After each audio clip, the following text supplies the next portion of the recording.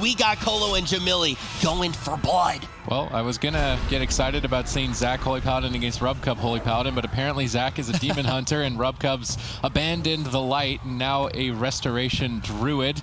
Let's see if he's prepared it enough to go toe-to-toe with Colo, who has been playing Druid for quite some time now.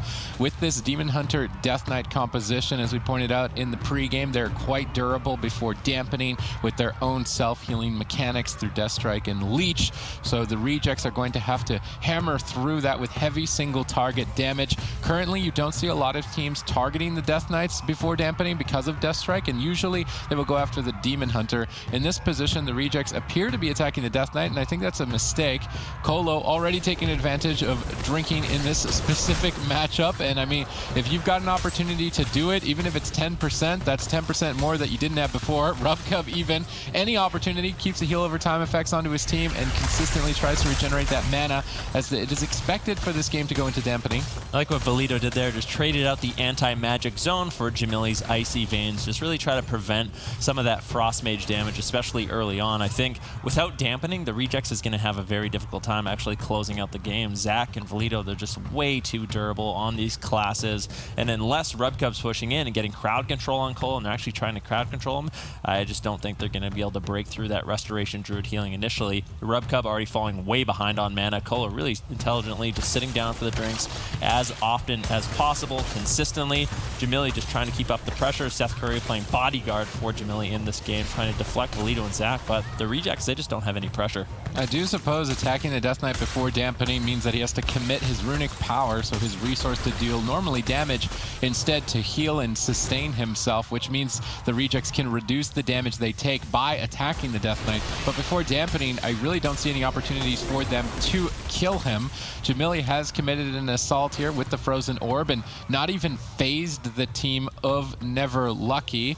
Colo definitely prepared in this matchup, dishing out tons of healing. Rubcub looking to sit down and regenerate mana, and Colo has now finally taken responsibility for denying that. Obviously, as the Death Knight Demon Hunter, their main objective is to burn Rubcub's mana bar, find a kill when he can no longer heal, and it's up to Colo to really deny Rubcub from finding those opportunities as frequently as possible. Yeah, Colo is Rubcub's babysitter. You can see Seth Curry trying to help Rubcub escape and get some mana back, but Colo really trying to shut that down and slow it down. What I noticed Never Lucky's doing, Valito actually death gripped in Rubcub, and Zach landed a mana rift, so that's something they're going to be looking to set up throughout this game, and it's one of the reasons why Rubcub is far behind on mana. At this point, Colo still sitting pretty at around 100% mana. Rubcub already down to 50%, and if Valito and Zach, they can keep up this pressure, continuously look for mana rifts, and Colo can shut down the drinks. Once again, you can see him crossing the map. He's chasing Rubcub, preventing him from drinking. I feel like Never Lucky, they have the winning composition. One thing that's impressive to me on the side of Never Lucky is a player like Zach, who's still a young guy and he's just started in the tournament scene, is also now flexing on both the healer role and the DPS role, and he's diversified himself quite far as opposed to some of the most veteran players who are still kind of stuck on one class. And if he can even pick up Demon Hunter this rapidly for his team and pull off victories against the likes of the rejects, Never Lucky is easily a top contender, and currently there has been absolutely no pressure from the rejects, no opportunities that I've seen for them to really get anything going. Never Lucky have them completely destroyed on both defense and offense, and it's almost just an inevitability for Rubcub to ultimately run out of mana so long as they can keep denying his drinks. Never Lucky should be walking away with this first game, and the rejects need a better composition. What I really feel like needs to happen is Seth Curry needs to have some pressure onto Colo. Right now he's attacking him, but this isn't the pressure I'm looking for. I don't want him to just sit on Colo. I want them to look for the paralysis, the bash, and the leg sweep swaps on Colo. And when Jamili has his damage ready with the Frozen Orb, the Comet Storm, the Ice Nova, that's an opportunity for them to really try to pressure Colo down, make swaps to him, because they are not denting Valito. They are not denting Zach in this matchup. Colo's easily healing through it. Right now, Rubcub once again going for a drink, and now they played tag. Zach's like, okay, you're going to sit on my healer, well, I'm going to sit on yours. We're winning on mana. This is just a great strategy from Never Lucky, and the rejects, they have to try to find an opening. Yeah, Mana Rift, I believe, is selected here by Zach, so he can get that advantage even further by every time he stuns Rubcub. He can activate Mana Rift to guarantee that it lands and removes some remainder of mana from Rubcub. Rubcub's main objective right now is to run laps around the arena and try to sit down and drink so that at least in Dampening, he can have mana to heal his team, which is required to kill the durability of Death Knights and Demon Hunters to an extent with their self-sufficiency on Death Strike and Leech healing during that demonic build most Demon Hunters are playing now. Every time they I-beam, which is quite frequent, they will activate Metamorphosis, which causes all of their attacks to steal life from their opponents and self-sustain themselves. You pair that with a couple of rejuvenations from a Resto Druid, and you've got a composition that's pretty much guaranteed to make it into deep Dampening territory, and this is exactly what Never Lucky have crafted against a Mage team, which makes sense. The Mage does not have that self-sufficiency, and you will constantly tax Rubcub's mana due to that fact, and Never Lucky have crafted this composition to really carry themselves through the rest of the tournament. I do expect to see this composition a lot in the upper bracket as well. This is something that Mez and Trill, I think, are likely to be running as well. When that composition goes head-to-head, I'm wondering what actually ends up happening in that particular situation, but right now the Rejects are just falling more and more behind. In deep Dampening, they could go for a miracle one-hit wonder on Valido, but outside of that, they don't have any opportunities. Yeah, Valido is getting a little bit low right now. Colo not having an opportunity to sit down for a drink. He's just trying to stop Rubcub. And the Never Lucky, they've been doing a good job in the matchup. With that, Rubcub actually sat down and got a huge drink there. So one blunder. Rubcub's just been looking for drinks consistently throughout this matchup. Never Lucky shut down every single one, but just one opportunity to escape is a complete reset on Rubcub's mana. And the Rejects now are back in this because as Dampening gets higher and higher, the self-healing of Valido, the self-healing of Zach is going to be minimized, and that's an opportunity for the Rejects to land a kill. Colo looking to reset his mana here as well as this match extends itself into Dampening.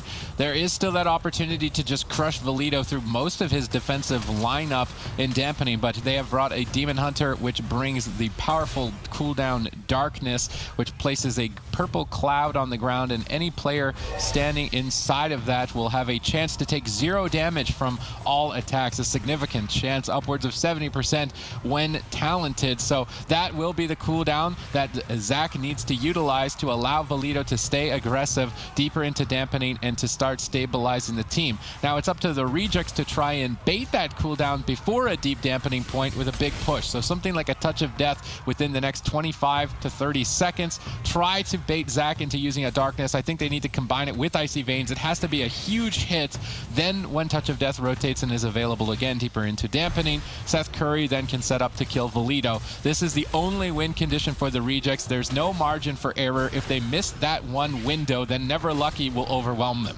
I like Valido playing Gnome in this matchup. The Escape Artist on a 1-minute cooldown is going to be a really nice way for him to get away from some of those roots as well as some of those Novas. And I think that's one thing that's not implemented by players enough, especially when they go after Frost Mages. It's a really good ratio for making sure you can have high uptimes on targets that can root you and kite you.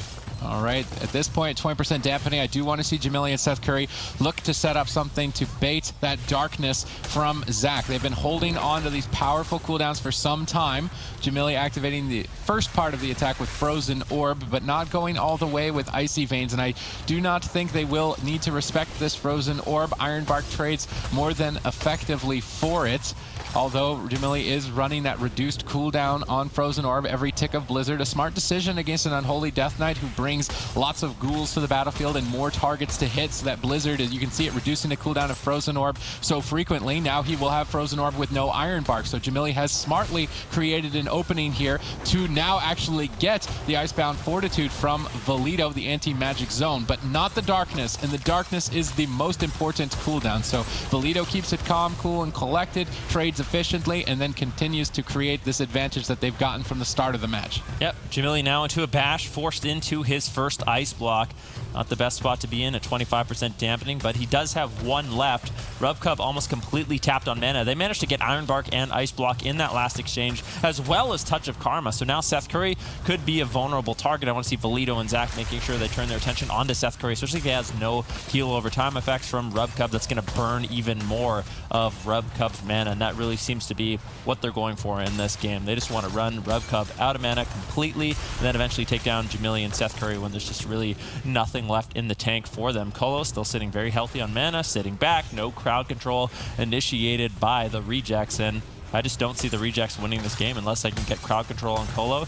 He can just deal with this damage, and there's the second ice block. Things are falling apart for the Rejects. I mean, at this point, they don't have anything. Look at Rubcub's mana. It's completely zeroed out. There's no more ice blocks. There's no more Touch of Karma. Everybody on the Rejects is dead. They need at least 40 more seconds for that window with Touch of Death, but that 40 seconds is something they are just not going to have the luxury to have. Rubcub locked down in a bash by Colo as they engage to try and close the match. Seth Curry doing whatever he can with this Ring of Peace against the wall, allowing Jamili a little bit of space, but not enough with both members low on health. Rubcub can't get a drink to regenerate mana. There's nothing left cooldown-wise. The Rejects have to go for the miracle kill. They need to just randomly pull a ton of burst out of nowhere because there's nothing left for them aggressively. Seth Curry gets caught into a Fell Eruption, and with nothing left in the tank, the Rejects get stalled out into Dampening in game 1. Never Lucky look impenetrable. Rogue would actually be a good pick because you can negate all of his bleed damage over time effects as well as the Maledict deep in Dampening, and that's the biggest threat to the team of Never Lucky is a Maledict all in at 50% Dampening. So if Valido can just completely negate that with the Dark Iron Dwarf Racial, he takes that win condition entirely away. So maybe moving forward, if Valido goes down here as he is playing Gnome again in game 2, that could be an adaptation that they need to look for later on. Yeah, we haven't seen any mages implement it yet, but I do think it's definitely something to consider early on. Zach and Valido taking quite a bit of damage. Colo will trade out his Trinket and Iron Bark. Actually gets caught out of form. Nice polymorph there by Jamili. Gets reversed magic by Zach, and that's one of the utility spells that the Demon Hunter brings to the table. Every 1 minute, he can reverse a magic effect off his team, and in this case, it was polymorph off Colo. It dispels it, and that gives Colo a lot more freedom in the matchup. Yep, this composition is perfectly crafted to make a mage's life a living hell, so it's definitely True that. well designed here by Never Lucky to take out Jamili's team, since Jamili is so pivotal on this roster. In the past, Jamili has multi-class. He's played Shadow Priest in tournament setting, Enhancement Shaman, Elemental Shaman, and it may be the case that his mage needs to go to the bench and pick something else up against this composition. I'm not entirely sure what is the best option for him. I still think Arcane could make a late game push against this and kind of out attrition his opponents, but as Frost, he's so limited and constantly pinned down. As we see an attack here by Never Lucky with those multiple Maledicts. Rubcub able to easily deflect though.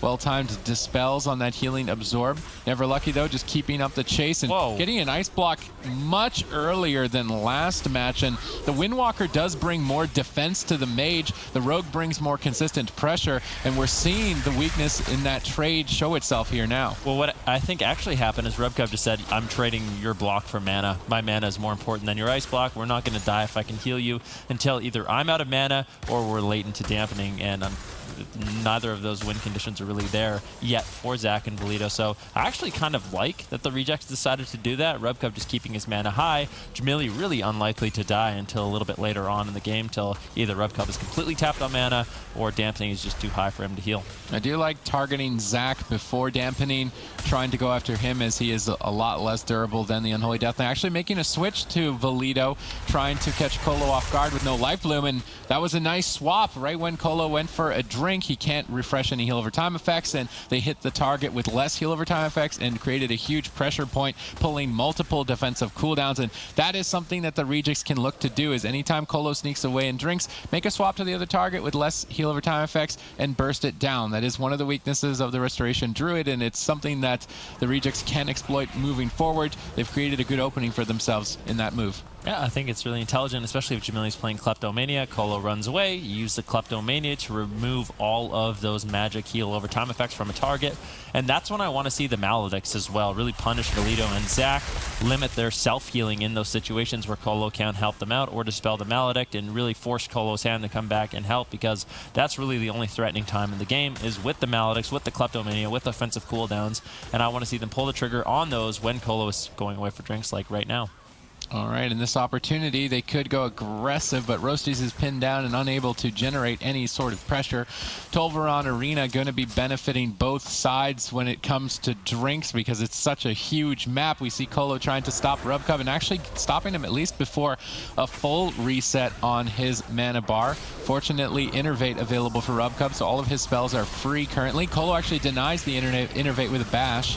Well timed there to try and still secure a significant mana lead in their favor. However, I feel like the mana advantage should be quite an easy victory for the team of Never Lucky. It's more of a matter of keeping Valido alive in deep dampening while they push for a kill. That's going to be where the difficult task comes in for Never Lucky. The Rejects need to find opportunities by switching targets. They've actually got decent pressure here on both Valido and Zach. I think Roasty's Assassination Rogue aggressively is paying off. Yeah, Valido does manage to use the anti-magic zone, but Jamili has an opportunity now where Icy Veins will be available, and Valido will not have that anti-magic zone. Smoke Bomb gets dropped out by the Rejects as they make a swap over to Zach. Can they take him down? If they can force out the darkness right now, that would be really big for the Rejects, but it looks like Colo's going to be able to heal through it as he waddles into the darkness to get in line of sight of Zach. Colo's mana actually not doing great in this matchup. Rubcub's ahead. I feel like Rubcub's been able to escape, get the drinks more consistently. Colo right now looking for a sip, but Roasty's going to shut that down as he chases Colo behind the pillar.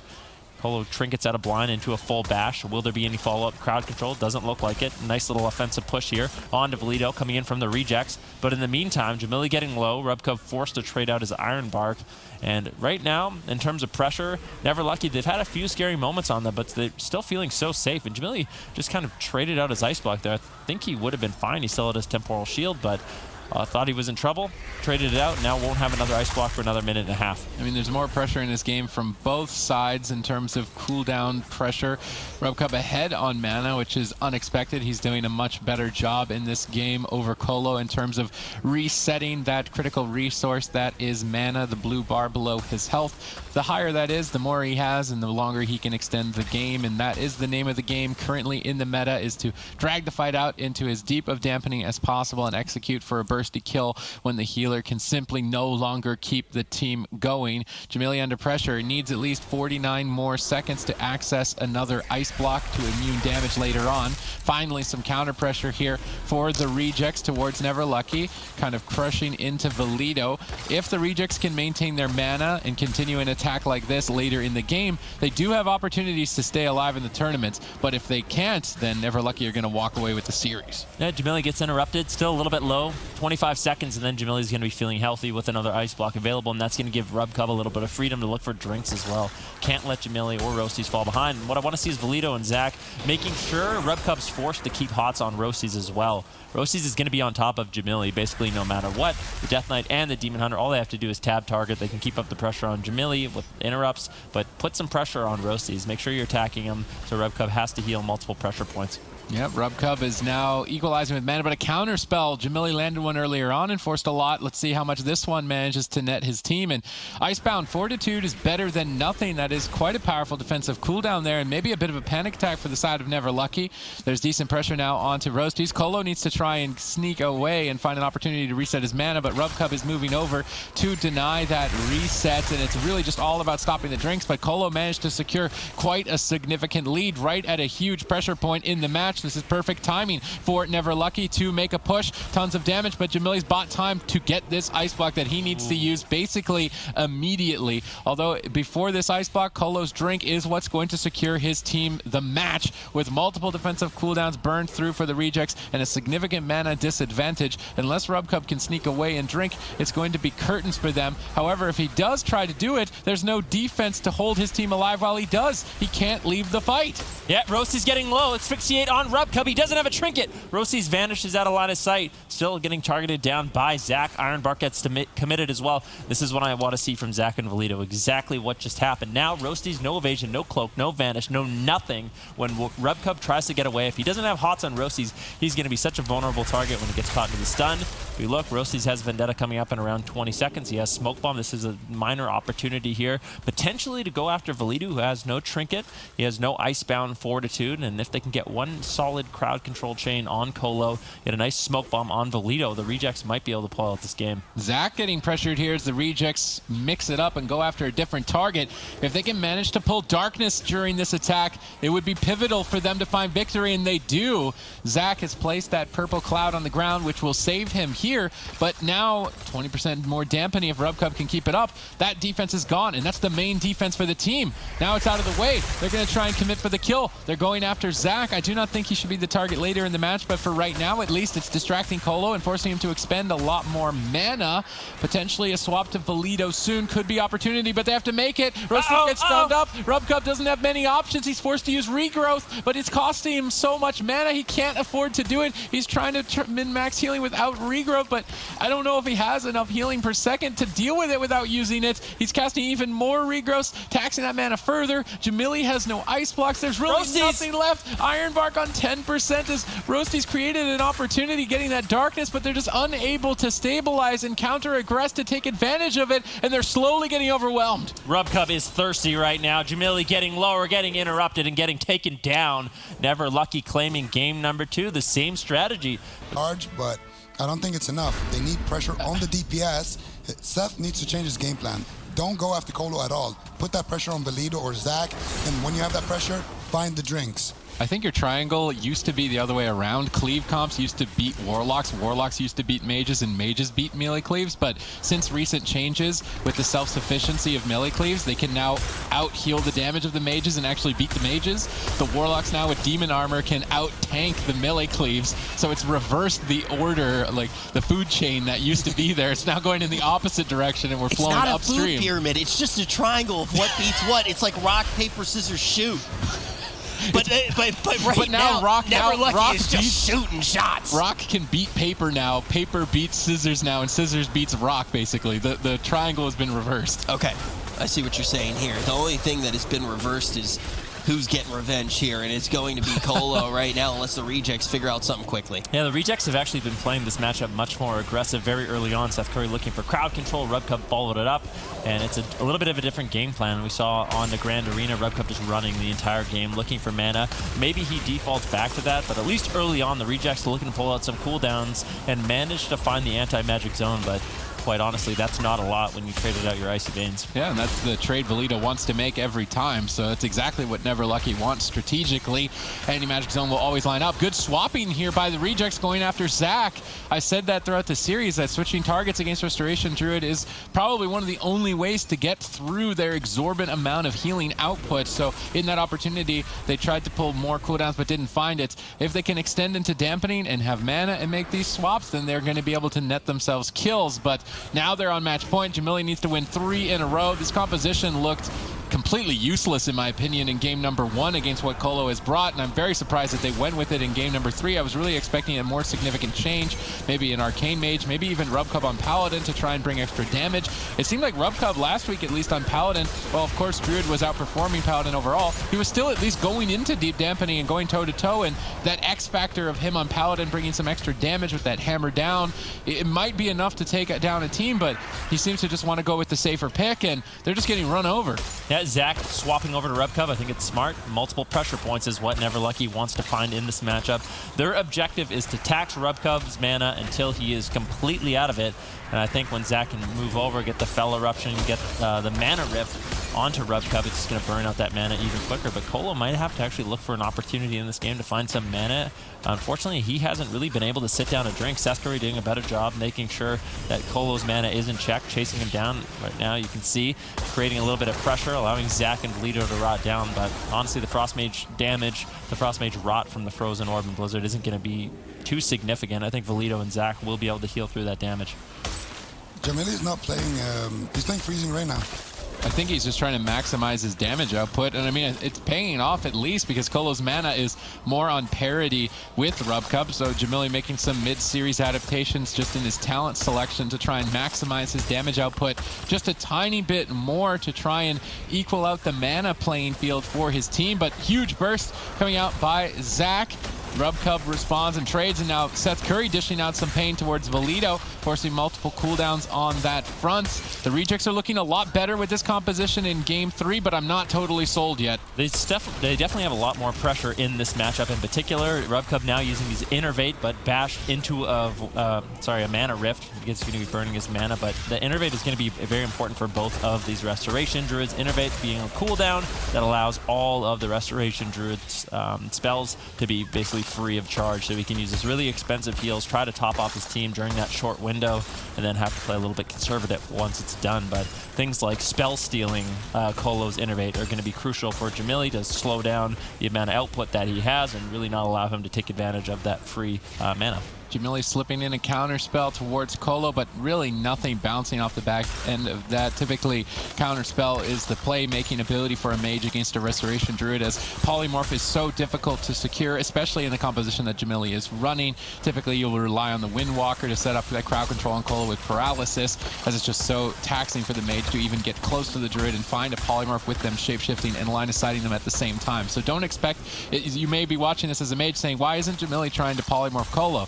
It's just so difficult with the composition that he's facing that it's totally inefficient, and he's better off just maximizing his damage, which of course he can take advantage of against an Unholy Death Knight, as they bring multiple pets into the arena, which are basically extra targets to hit with Blizzard, extra targets to hit with Frozen Orb, to try and boost and increase Jamili's damage. So Jamili's main objective is to avoid as much damage as he can and deal as much damage as he can and sneak in counter spells, and in those counter spell windows try and execute for kills. Now of course it's up to Colo to avoid those counter spells, so keep your eyes open whenever there's a blue icon next to Colo's health. That means that he has been counterspelled and can't heal, and that's when the Rejects want to get going. Yeah, Rubcub looking for a drink once again to get shut down. Zach chasing him down, and the Demon Hunter is super strong. He can actually see where Rubcub is in stealth with that Demon Sight, and that is one of the main strengths of a Demon Hunter in this matchup is, although they like to hunt demons, they can also hunt Resto Druids sitting down in stealth for mana. I think shutting that down is really, really effective, and that's why we see Zach constantly chasing him.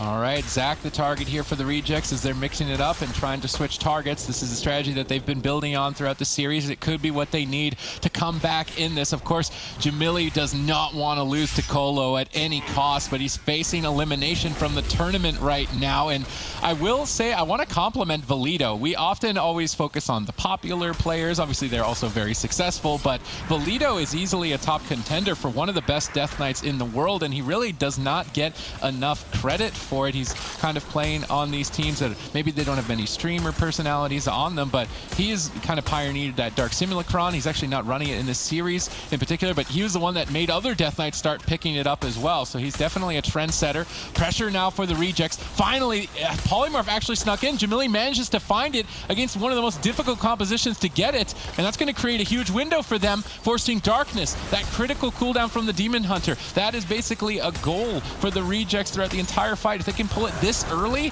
now they have 3 minutes to execute for a kill. Incapacitate onto Colo, but unfortunately it was DR. I think Seth Curry should have been a little bit more patient with that. Maybe they feel like they had enough pressure.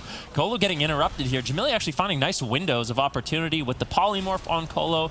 Another interrupt with Kleptomania, and Valido and Zach falling a little bit behind at 13% dampening. I think Colo should be able to recover their HP, but you might have to start really considering sitting down for drinks. You can see Rubcub right now in stealth looking for a little bit of mana and actually regenerated a lot. He's over 50% mana now. Colo's already down to around 15, and the Rejects are looking so much better in this game. Much cleaner gameplay.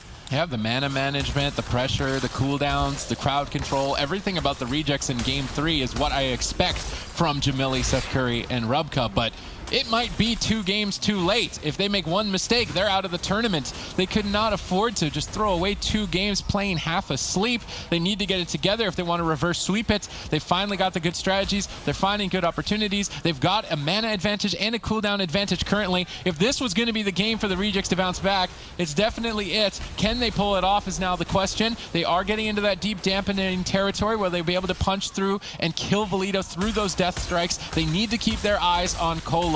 If he's able to sneak away and regenerate mana, that lead that they have will be lost. So watch for Colo if he's going to be looking to retreat away from the fight. Yeah, one of the things I like about the Windwalker Monk in this matchup over the Rogue is a lot more self-sustaining. We talked about the self-sustaining melee. Seth Curry has a lot more self-healing for himself. He activates the Touch of Karma right now, and RubCub isn't going to have to worry about him as much as he would Roasties on the Rogue. Valito, Zach still rotting down here. Seth Curry putting out some good pressure. Colo's mana really not looking good. He gets interrupted. Nicely done by Jamili once again, looking for these windows of opportunity. RubCub goes for a drink, unfortunately not able to find it. And although RubCub got back to 60% mana, the amount of mana he's having to spend on Seth Curry, on Jamili, is just so much higher than what Colo's really having to deal with. This is a big push for Seth Curry towards Zach. They've taxed Colo out of mana, but Innervate just available. He needs to avoid being spell stolen on it. He gets crowd controlled by Seth Curry. They get spell stolen on. Jamili's trying to fish for it. He's not getting lucky on the spell steal. That Innervate is going to sit full duration. Colo tops his team off with it. Pivotal for his team to regenerate and now go for a push because RubCub is equally taxed on mana. Dampening is hitting critical mass as this fight is likely to end soon. The Rejects had a lead for so long. They might be able to do it. Zach dips low and Jamili looking to bounce back into this. Maledix connects. No, Zach was able to avoid it. Switching to RubCub, somehow staying alive. He's kiting Seth Curry quite effectively. Zach was playing Paladin at a mastery we've never really seen to match RubCub. Now flipping over onto a Demon Hunter seemingly out of nowhere and managing to survive in that situation. That was the opportunity the Rejects spent the entire game setting up for, and it just slipped out of their fingers. Now Never Lucky have a massive advantage. Yeah, Colo sitting down for a drink. The Rejects, they have to shut this down. If Colo gets a lot of mana here, it's going to be a nightmare. Seth Curry and RubCub realize it, chase him down, and I don't know if he was able to regenerate much at all. RubCub's mana's doing decently well. Zach doing backflips in that last attempt by the Rejects, doing a really good job getting into the demon form, and then going over to RubCub to attack him to get and take advantage of that Demon Hunter leech. So every time he attacks, he gets a little bit of his health back, which is super effective.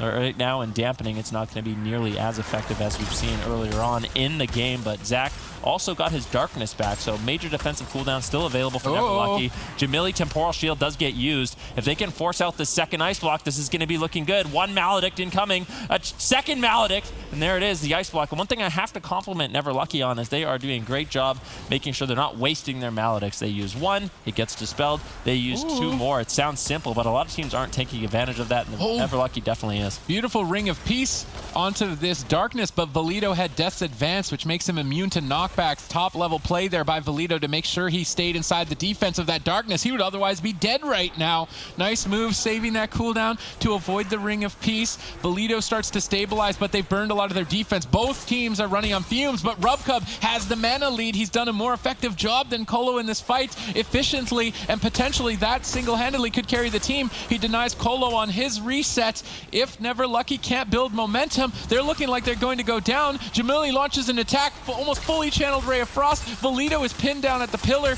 desperately to stay out of line of sight of Icy Veins, but now they make a swap to Colo. The Rejects have all the momentum. RubCub secures the lead for his team and potentially keeps his team in the tournament here. They're on match point. They face elimination. Can they take Colo down in time? I actually think going after Colo is a waste of time in this part. He still had his Gladiator Self-Guard, Safeguard, he had his Bark Skin. Frenzied Regen is going to carry him through, and they could have dumped that damage on Valito, on Zach, and gotten a lot more offensive cooldowns or potentially landed a kill. Now Jamili rotting down. Keep in mind, Jamili still no Ice Block for another minute and a half. RubCub is going to have to play catch up here. Good pressure still coming in from Valito, from Zach. Colo commits the Iron Bark. That's the last line of defense he really has with that Innervate.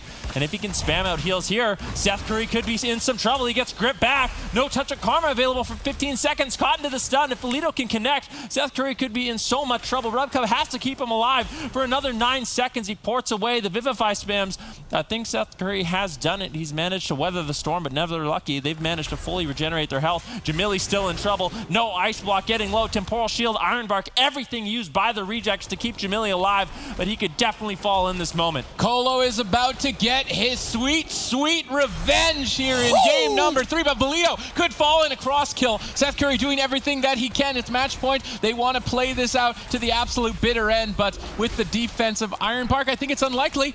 There's maybe some hope here with Touch of Death about to explode, taking quite a huge chunk out of Valito's health. Seth Curry at 50% dampening with Chains of Ice just can't connect, and the victory is going to slip away for them. I do believe still crowd control on Colo. No real defense with Death Pact and Dampening not doing too much. They want to just play it out. I mean, a 50% healing reduction, I don't see why you wouldn't. Colo completely tapped on mana, but if they can bring this back 2 versus 3, it would definitely be a miracle. I don't want to count them out just yet because we don't normally make it to a point in a fight like this. Colo takes the opportunity to reset, get a drink. Valito's looking healthy. Rubcub taps out. Never lucky. They get that sweet revenge. 3-0. Man, it's a little early. Peekaboo, WizK, you couldn't ask for a better game one. This is what you want too. Chan is finally coming in, and we get to see Snuts on a Warlock with Chan's, Snuts on the Rogue with Chan's Warlock, and then we actually get to see the Shadow Priest and the Rogue coming out from the move. Let's see who can take it.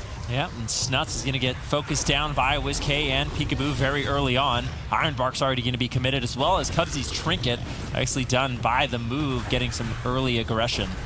All right, let's see what they can get done here. Super Frogs stealing Storm's composition that we saw last week with Maldiva, Nesper, and Metaphors. Let's see if they can outdo Storm here against the move. Of course, the move playing the classic Rogue, Shadow Priest, Shaman that we know and love them for. Peekaboo, WizK synergy. Nice job catching Snuts, a little bit overextended, bursting him down and pulling priority cooldowns from his arsenal. The move have a good opportunity to kill Snuts. He's got to get ready for it, but now Chanimal looking to counter-aggress. Grounding Totem from Absterge denies all of Chanimal's attack.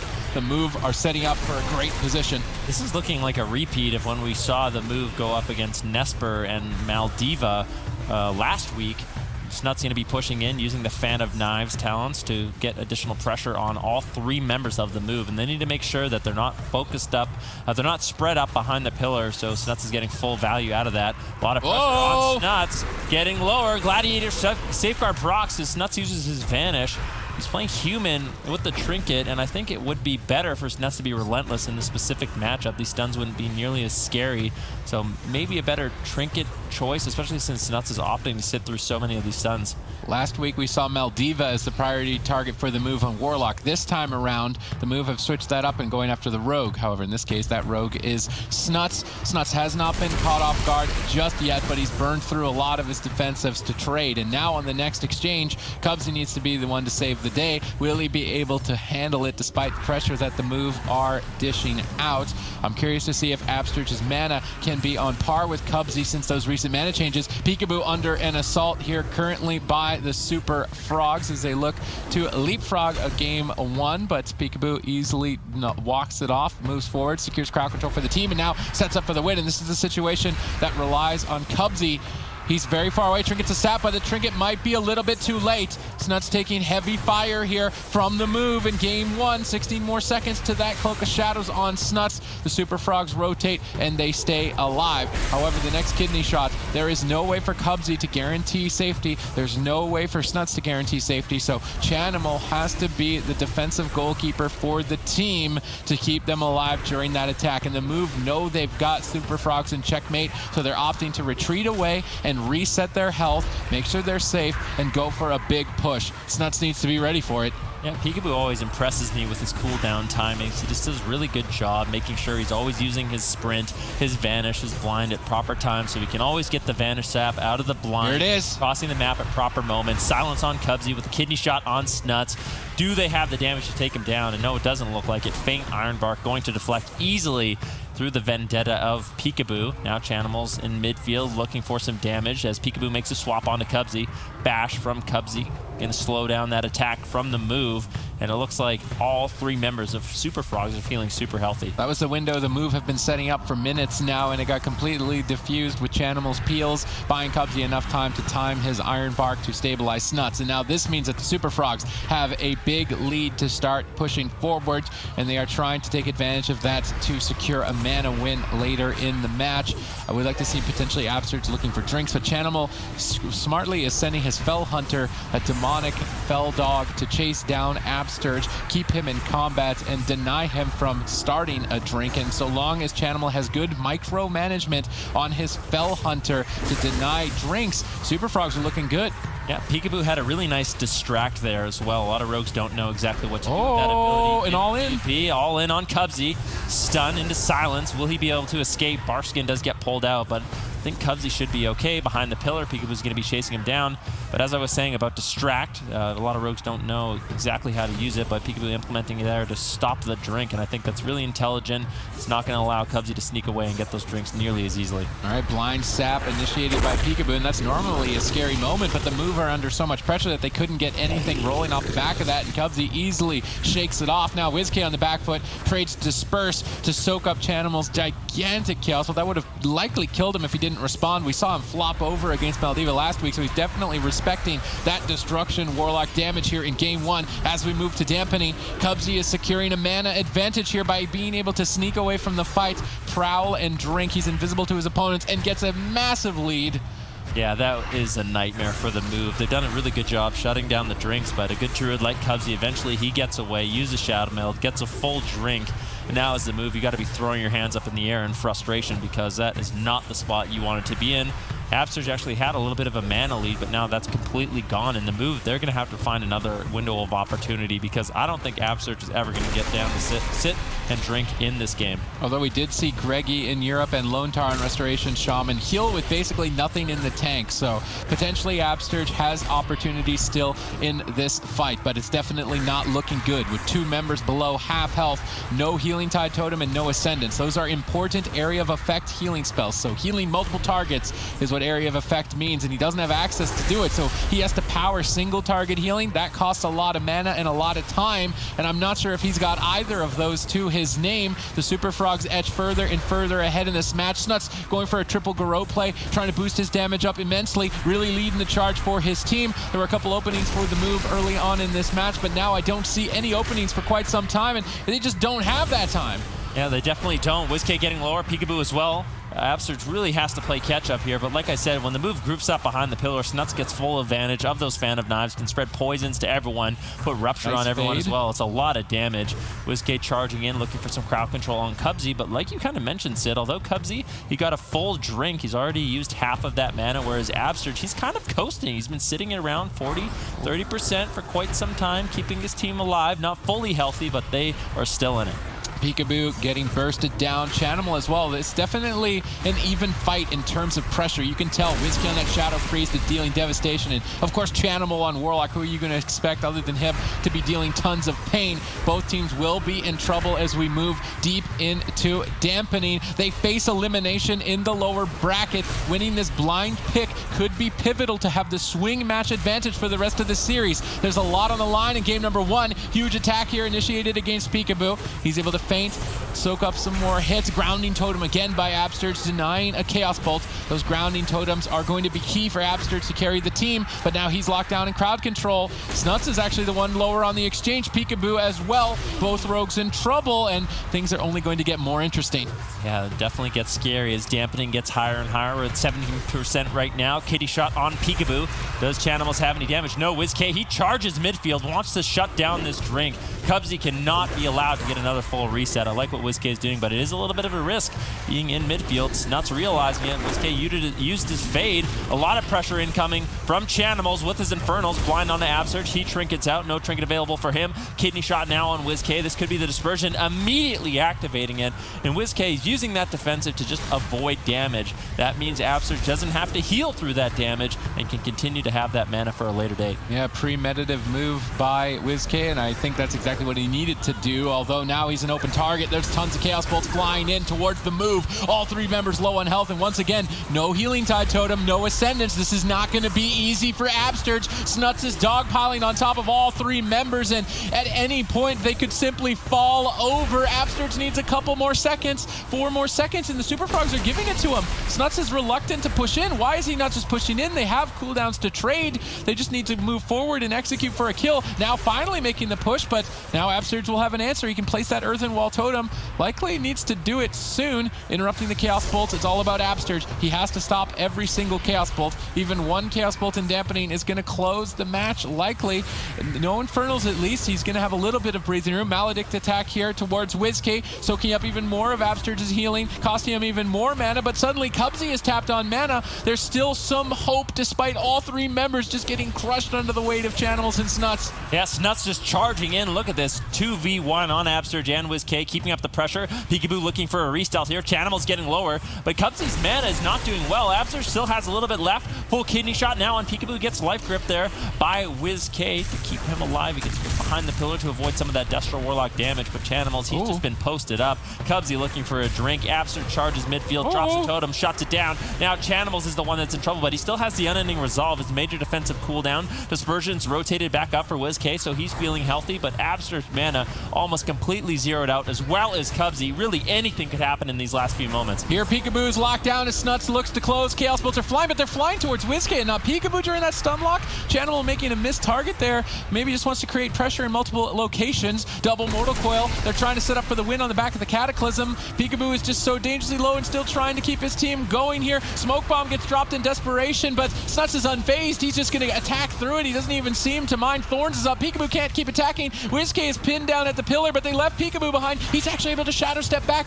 defensively. Absurge once again, the god of Shaman, somehow keeping this going with 0 mana despite pressure at 3 points, but Cubsy in the meantime has them in checkmate. He's so far away, they can't deny his drink. He's going to reset entirely back to full mana at 34% dampening. Snuts is still a bit vulnerable. Cubsy, he didn't reset his mana? How did Cubsy not get mana off the back of that drink? Now he's actually not completely out of the woods, but Chanimal with huge Chaos Bolts here. Absurge denies it. Everything's still on Absurge to keep blocking these Chaos Bolts as long as possible. Another Chaos Bolt incoming. No grounding totem. Connects to WizK. Now the Infernals have landed and Chanimal is likely to close.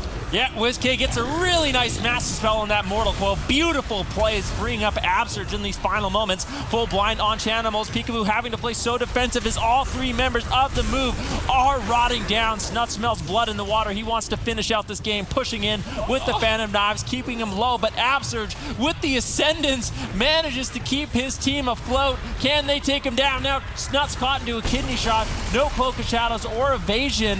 Snuts could be in a little trouble. Cubsy's mana almost completely zeroed out once again. Chanimal's now finally pushing in, looking to close out this game, but still, this is such a scary moment for both teams. WizK's got that Vampiric Embrace. He's supporting the team for a couple of seconds and trying to just keep them in the fight. The move have been in this position time and time again in tournaments, extending the game despite it looks like they've got their backs against the wall. They still somehow pull off miracles. We've seen it against Method Orange, and we may quite possibly see it against the Super Frogs, as the Super Frogs have had a gigantic lead, but are struggling to close out the fight. They catch Peekaboo. Chanimal goes for the Cataclysm. That hits 3 members. There's a blind on Absurge. There's no way out. There's nothing left. How are they going to stay in it? Somehow they're staying alive despite Absurge being crowd controlled for such an extended period of time. The Mortal Coils connect. Chanimal just needs to push them the tiniest bit over the edge to take this match, but they just can't close. Peekaboo holding on by a thread. Spirit Link Totem comes up in the nick of time, and somehow the move are staying in it. Snuts is becoming increasingly vulnerable. Cubsy is now tapped on mana. It's still anyone's match. Yeah, Snuts in a lot of trouble. He doesn't want to push in out of line of sight. Cubsy looking for a drink. Chanimals trades out the unending resolve, but Super Frog's just as vulnerable. Peekaboo caught into the Cheap Trap, using the Fade to stay alive, kiting around the pillar. Silence on Chanimal. WizK forced to use all his crowd control defensively in this situation. Snuts, though, he is walking a dangerous line right now. Still pushing in, looking for the Fan of Knives spam, but he is not getting topped off by Cubsy. Shadow Step, kidney shots. Really? Getting low. Chanimal's getting low. WizK low. He gets interrupted. Nicely done by Chanimals. Now full kidney shot on Peekaboo. Absurge, nothing left. Life grip by WizK. Beautiful fear. Somehow the move manages to stay alive. How are they still alive? Cubsy's Innervate came up. He's starting to stabilize for free, but Snuts is still low. Peekaboo's low. Anyone can fall. Malekith connects. That's going to soak the heal. Are the move going to pull off the miracle here? WizK holds on. Absurge is just casting lightning bolts. He doesn't have mana to do anything else. May as well do some damage. No way! Bolt no way! Smoke Bomb gets dropped against the wall. Against the wall. Almost start to finish against the Super Frogs. Stay alive just long enough to show that they've still got it here. Of course, Chanimal wants to play it out with Absurge totally tapped out mana this deep in Dampening. You can't really blame him, but with Peekaboo constantly interrupting him, I think it's unlikely as Absurge stabilizes the team, and somehow they've done it. The Kings. Honestly, normally you expect to see Sea-Doo give us those kind of hard attacks on the Restoration Shaman, but Absurge keeping them alive. You have to give massive credit for running that build, which may be why his damage is so low when the team, the move, retreat and stack up, because that's why you run the Fan of Knives. If the enemy team hides from your Destruction Warlock and stacks up, then you hit Fan of Knives on 3 targets, you max out your damage, and you finish them off. And if Snuts isn't running that same build as Nesper, he's losing out on a huge potential for damage. Now, last year, both of these teams got off to relatively slow starts. Super Frog stagnated in their pond, and the move absolutely went to the moon. They have an incredible year. They make it all the way to the Grand Finals at BlizzCon in NA versus NA Grand Final. The Super Frogs, though, this year, they get the strong start. Are they going to be able to tie up this series? I think Snuts is running the Fan of Knives build. You can see every time he does a little disco spin and a ton of knives start flying out, he's going to be dishing out tons of damage. So when the team to move try and retreat and line of sight Chanimal, Snuts will max out his damage. If they try and play a midfield and attack Chanimal, then Chanimal will max out his damage, and it holds the enemy team in a position where they've got a tough move. What do they do? Do they think that Chanimal's more of a threat? Is Snuts more of a threat? And this could be the X factor that the Super Frogs need to close this match out in game number 2 here on Ashmane's Fall. We see Chanimal initiating an attack here, smartly using Rain of Fire to increase his damage through Grimoire of Supremacy. Every soul shard he spends increases the damage of his next Chaos Bolt. Rain of Fire is an instant cast way to buff the next Chaos Bolt, so you can't be prevented. Now going for a Mortal Coil play, he baits the interrupt with a Fear, goes for a gigantic Chaos Bolt that Peekaboo knew was going to be massive, and Cloak of Shadows before it hit. If he did not do that, I actually think Peekaboo would have been erased in that second. Quick decisions by Peekaboo. Yeah, kidney shot on Chanimals. He's getting lower. Is he going to use the Unending Resolve? Unfortunately, not able to force it out. Cubsy went for a drink, got him up. Snuts actually opting to play Relentless in this matchup, and I think that's going to allow him a little bit more freedom to push in, play aggressive, and not be scared he's going to get caught in these long crowd control chains like the kidney shot behind the pillar. DR kidney shot coming in from Peekaboo right now, but the pressure, like you said, Sid, with Snuts playing this potentially new build is a lot higher, and I can't see the move going at such a late game in this matchup if they're hiding like this, but it feels like they really don't have many other options. Yeah, that Flying Daggers build is doing a lot of pressure here, and in Dampening it might be unhealable. Chaos Bolt Maledict combo on Peekaboo as Super Frogs look to close early on against the move. Absturge keeps a level head and saves the day with that Spirit Link totem, but a costly cooldown in an early exchange puts the move behind. Yeah, Chanimals has to be careful. We see him playing much more aggressive in this matchup, but that also opens him up to these swaps from the move, and if they can find the crowd control, they can definitely take him down. But this Flying Daggers build, like you said, Peekaboo rotting down, WizK rotting down, Absurge 50% mana, and we have not even stepped foot into Dampening. All right, Snuts is doing a lot of damage this round. This adaptation on his part with that Assassination Rogue is pivotal. Peekaboo cannot get that same benefit because Cubsy can so easily heal far away from the team. That Destruction Warlock pins the enemy team at the pillar, stacking them up perfectly for this Assassination Rogue build, which is why we normally don't see the Rogue Warlock, at least not for some time, but in this particular setup, it's quite devastating as Snuts catches Absturge around the corner, going on a solo mission. They are desperately trying to avoid Chanimal's line of sight as Chanimals is looking to get back there as quickly as he can, but he's snared up and it's having quite a hard time connecting. I can only imagine rooted behind the pillar. Peekaboo looks like he's maybe trying to get something going here, attacking Snuts. Maledict combo, good damage, but Snuts is going to be able to deflect with that feint. Peekaboo now caught into a kidney shot, blind on Absturge. Absturge responds but gets garroted on his trinket by Snuts. MVP play here, manages to pull Cloak of Shadows on top of this cooldown stack, and Super Frogs are really asserting dominance in game 2. Yeah, Snuts using that Vanish, getting Garrote Silence on Absurge and WizK. It's also going to be empowering the damage of that Garrote. So look for that in this matchup to really just keep this spread pressure going. Cubsy sits down for a drink once again, full reset on his mana. And honestly, in the last game, the move, they pulled off a miracle. I really don't think this is a matchup that they should be winning, but if they can hold on a little bit longer and Dampening stacks high enough, I think they can find windows of opportunity. But Snuts is going to be so incredibly tanky with the Relentless, with Cubsy sitting really far away, just not getting crowd control whatsoever in this matchup. I just don't know how Snuts is going to go down. Infernals have landed. Chanimal again, smartly using Rain of Fire to boost the damage of the next Chaos Bolt. A lot of Warlocks will use Chaos Bolt to buff the next one, but it's so easily prevented that you deny your ramp so heavily, so Chanimal is doing a more efficient route. He baits the interrupt again with Fear. He's got Dark Soul lined up. This Chaos Bolt could be huge. One Chaos Bolt towards Peekaboo. He's going to duck around the corner. If Chanimal can get another one in a couple seconds, it might be really enough to close the game out. Absurge has Grounding Totem coming off cooldown. Chanimal can't get in line of sight. He's going for it. He gets life gripped out of line of sight by WizK. They know how threatening Chanimal is in that window. They've definitely done their homework against Destruction Warlocks, and they deny Chanimal once again. Yep, that was Absurge's Ascendance, so he got a lot of additional healing for his entire team. That basically spreads out his heals over everyone and allows him to top from these spread pressure situations. But now that that's gone, Dampening is kicked in. Absurge is going to have to hold on tight until he gets that cooldown back up once again. Kidney Shot now committed over onto WizK. Is Peekaboo actually trying to make a play here with Vendetta, but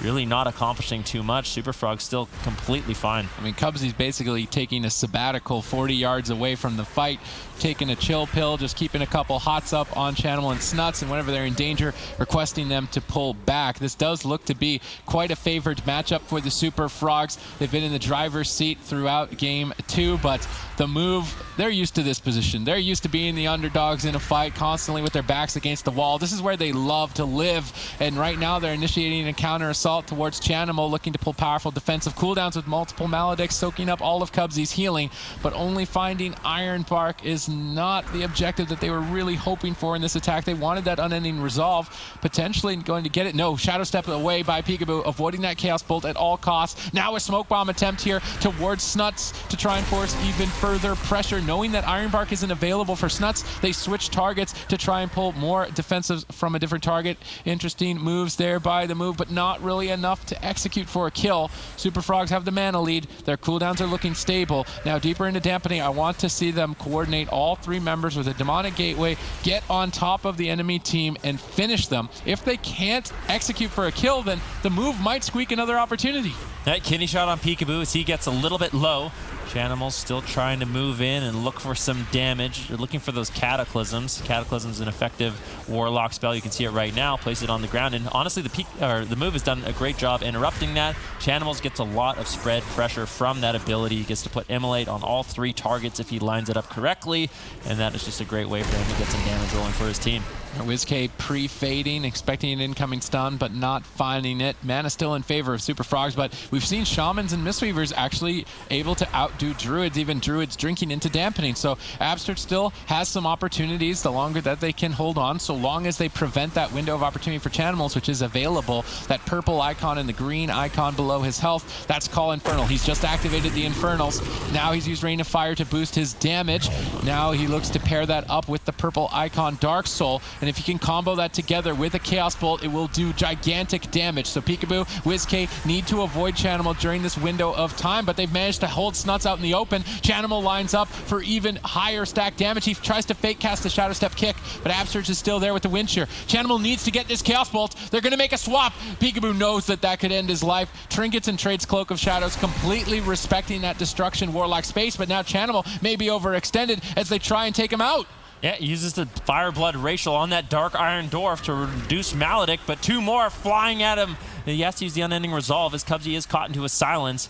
Chanimal still could be a little bit vulnerable here, but I think he should recover. That was a nice push from the move. They got Cubsy's Trinket, Chanimals, Fireblood Racial. They got Unending Resolve. This is looking good. Snuts getting low, trading out the Cloak of Shadows. And I feel like the move, if they can find one more offensive push on Chanimals, if he overextends, they could definitely take him down. But Peekaboo, increasingly vulnerable. Void Shift has to be traded out by WizK. That's one of the move's major defensive cooldowns. WizK swapped his health for Peekaboo to keep him alive. And now, as the game goes on, they are not going to have that available. They mind control Snuts behind the corner. Nice moves here by the move as they try and pull off a miracle. They go after Snuts behind the pillar. Chanimal saves the day with a double Shadow Fury while Cubsy was silenced up. Good support from Chanimal. You can tell that all 6 members in this game know exactly what they need to do at any moment to save the teammates and deny a kill and extend this fight to any opportunity that they can get deeper into Dampening. But it's just an inevitability at this point. If Dampening is high enough, healing will just simply not save you. And that's what we saw the move take advantage of in game number 1. Peekaboo under heavy fire with Chaos Bolts flying, and this is where the Flying Daggers build of Snuts is going to start paying off. These Fan of Knives applying poisons to multiple targets and dealing huge damage is going to become increasingly difficult over time. Yeah, Chanimals could be in some trouble here. Vendetta is available for Peekaboo. Who are they going after? It looks like Snuts is going to be the main target as he pulls out Evasion. Kidney shot on WizK. Absurge trades out the Spiritling Totem. Really not too much left in terms of defensives.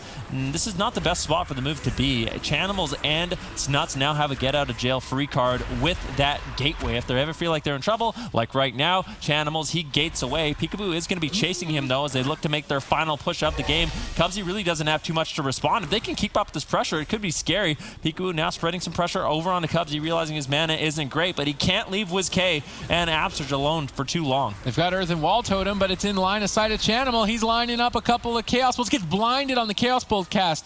Peekaboo doing everything in his power to just make Chanimal's life so difficult to close the game. The move continued to deny the Super Frogs and edge closer into Dampening to maybe execute for a kill. Snuts dips low, trades Cloak of Shadows, goes for a counter attack. Peekaboo respects that space, desperately trying to line of sight, but those Infernals have landed. Chanimal's going to be ramping up once again. Can the move deny Chanimal's ramp? They need to stay out of his line of sight. Ursul's Vortex is holding the move in place. This is a nice decision by Cubsy to place that for Chanimal to get closer to his opponents. They go for the Maledicts. They've got them in a chokehold. They've got the massive advantage. They have everything in their favor. They just need to go for the final push and close this game out. Can Absurge deny it? I have no idea. It would be a complete miracle at this point in the game. Cubsy's feeling healthy. He's pushing in. All three members of Super Frogs, they want to end this game.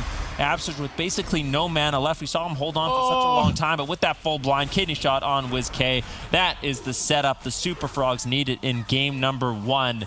And that entire tournament season, we saw the move be a team that did heat up, but the Super Frogs here are, I'm sure they're happy to potentially see a weakness in the move. They want to go further on in this tournament. They already have 120 points in the NA. They are going for that bag one more time. I think this might be the first time in a tournament we see Peekaboo. He's played Shadow Priest in the past. Very rarely do we see Peekaboo, though, switch from his Rogue. So this is desperation for the move to try and find something to deal with this composition that the Super Frogs have basically stolen from the team of Storm. They saw how effective it was against the move in previous tournaments and now have decided to take it their own and try to do it a step better.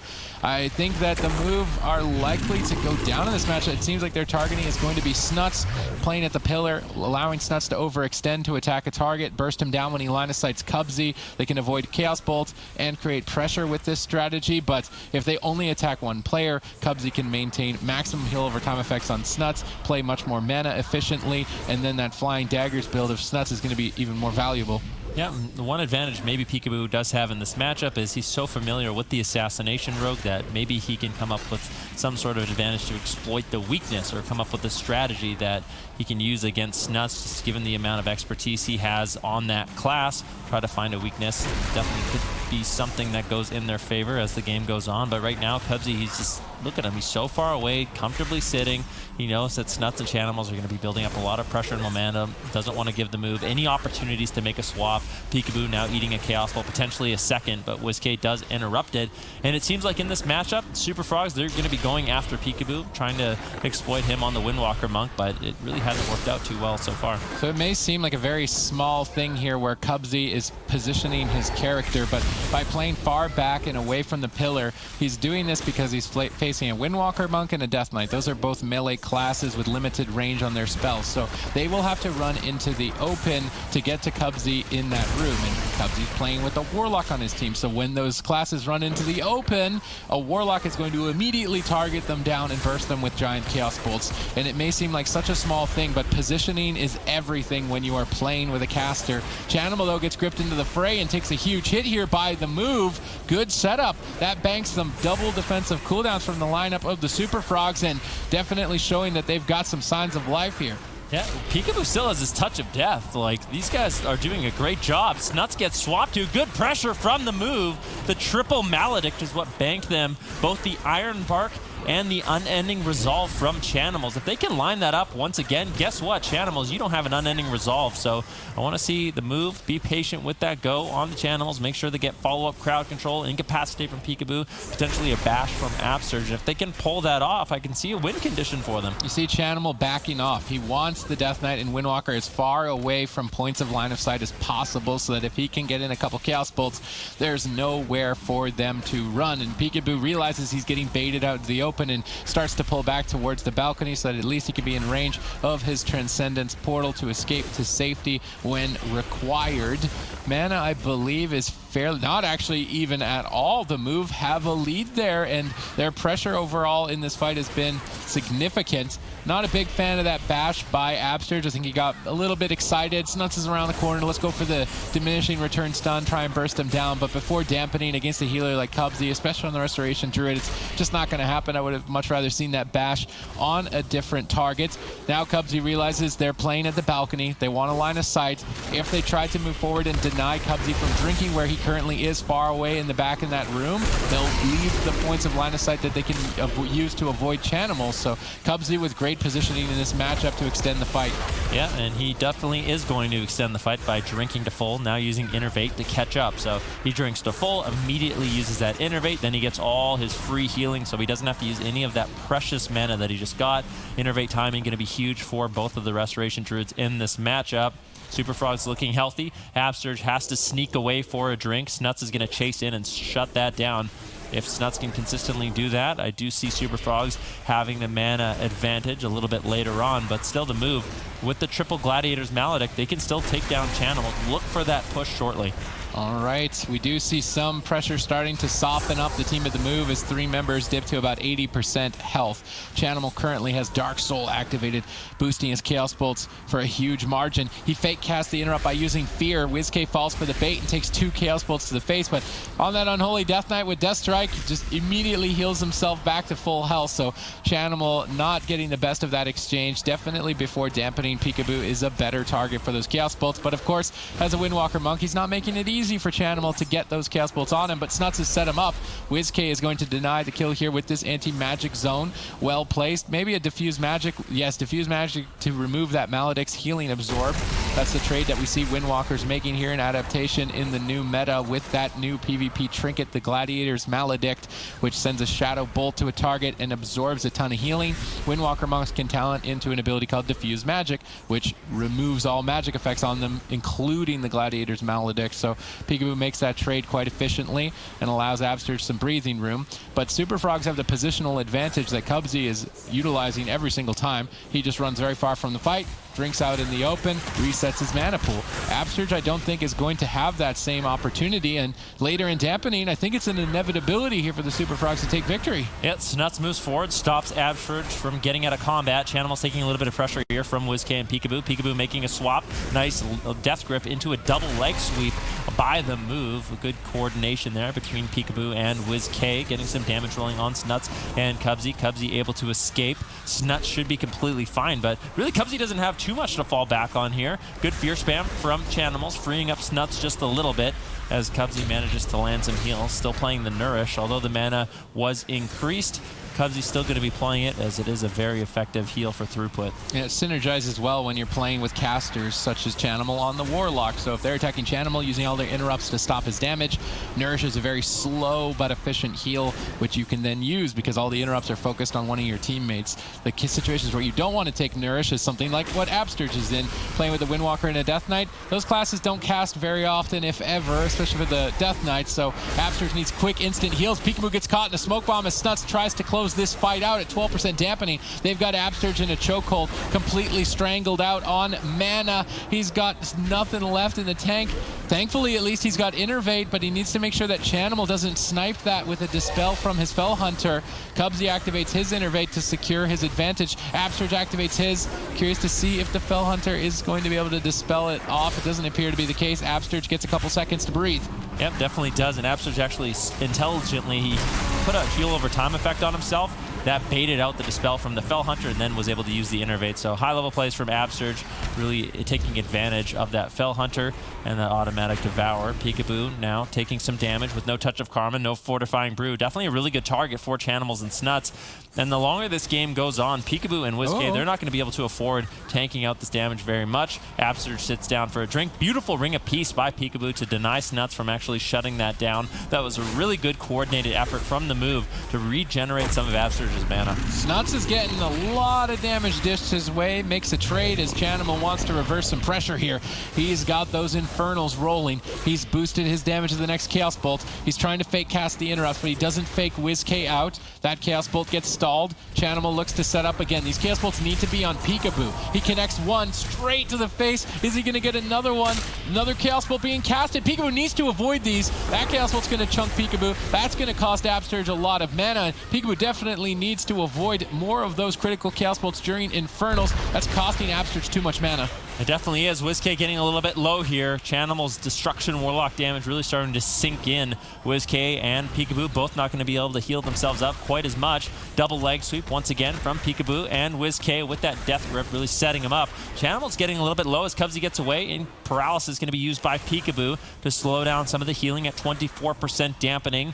Things are getting spicy for both of these teams. Getting to be scary as Cubsy's a little bit low on mana as well as Absterge, and it's going to be difficult for them to actually sneak away and find these moments to reset their mana. Let's look at cooldowns. Touch of Death available for Peekaboo. That red icon below his health, that does a ton of damage when it starts glowing. Snuts has Vendetta, also a red icon below Snuts' health. That does a lot of damage when it starts glowing, and both of them are available, so it might be a bit of a race to the finish. Snuts gets gripped around the corner, manages to escape to safety. Chanimal backs him up to reduce some pressure. They catch Absterge exposed in center field, and two Chaos Bolts lobbed over there, dealing tons of damage. Absterge with not much mana to recover, and Swift Mend is such a critical instant heal he had to use on himself. Now he doesn't have it for Peekaboo as they set up a swap. One more Chaos Bolt off the back end of that Mortal Coil. WizK denies the kill with the anti-magic zone, but Dampening is too high. Absterge is struggling to stabilize the team, and Super Frogs are looking to close. Yep, you can see Cubsy contributing with the Solar Wrath spam as well. WizK forced to run away. Peekaboo as well in a lot of trouble as he runs behind the pillar,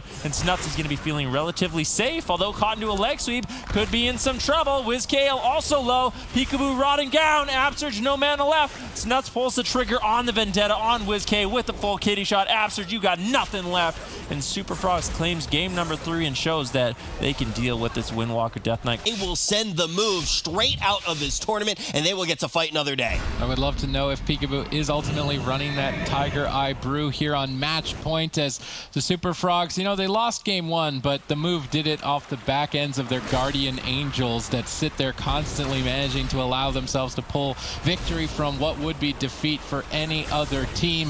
If it could be a team to do it, it would be the move, but they are now facing elimination. They need to win 2 more games in a row to stay alive. Yeah, Peekaboo is not opting for that Tiger Eye Brew specialization, so his physical damage is going to be reduced quite a bit on Chanimals by that Demon Skin. It gives him, I believe, over 50% physical damage reduction with how much armor it has, so makes these Destruction Warlocks exceptionally tanky in these matchups. But when Peekaboo and WizK are sitting on Chanimals, they're doing more than just one thing. They're not just attacking him to take down his health, they're also trying to mitigate his damage as much as possible, slow down the fears, slow down the Chaos Bolts. Oh! It's really difficult. Bye. And goodbye.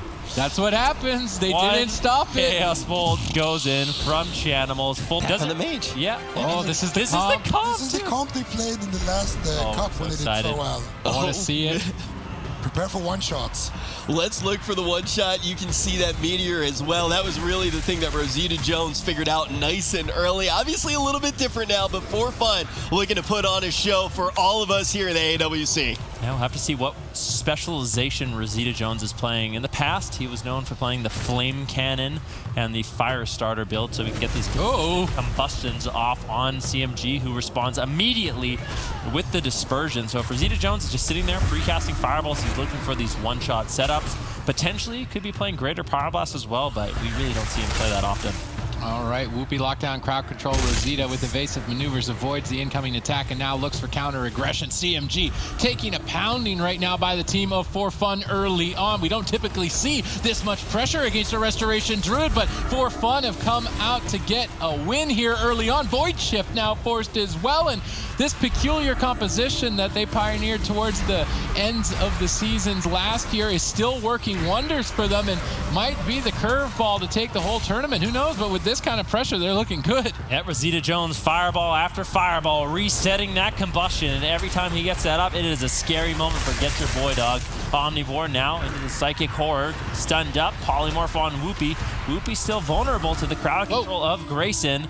But you can see Rosita Jones now playing defense. He's going to be spamming out his own polymorphs onto Grayson, and that buys Whoopie some time. Get the life cocoon on Omnivore and keep him completely healthy. Here we go. Whoopie's moving in, and when that Mistweaver goes in, you know something's about to go down, but actually gets intercepted.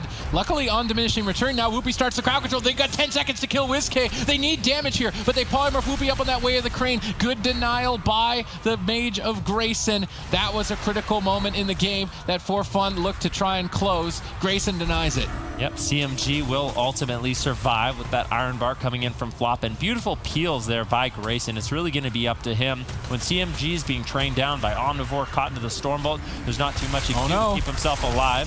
Here's a setup. Once again, Rosita Jones deflects with the polymorph spam, getting CMG in crowd control. Flop pushes in. Dragon's Breath denies it. Rosita Jones, beautiful job there, honestly, denying all the aggression coming in from Getchur Boy Dog, and now CMG's the one that's in trouble. Yeah, CMG ducking around the corner, waiting for Flop to get out of crowd control. Still a lot of pressure being dished out by Omnivore. Obviously, an Arms Warrior into a Shadow Priest is going to be favored to the Arms Warrior.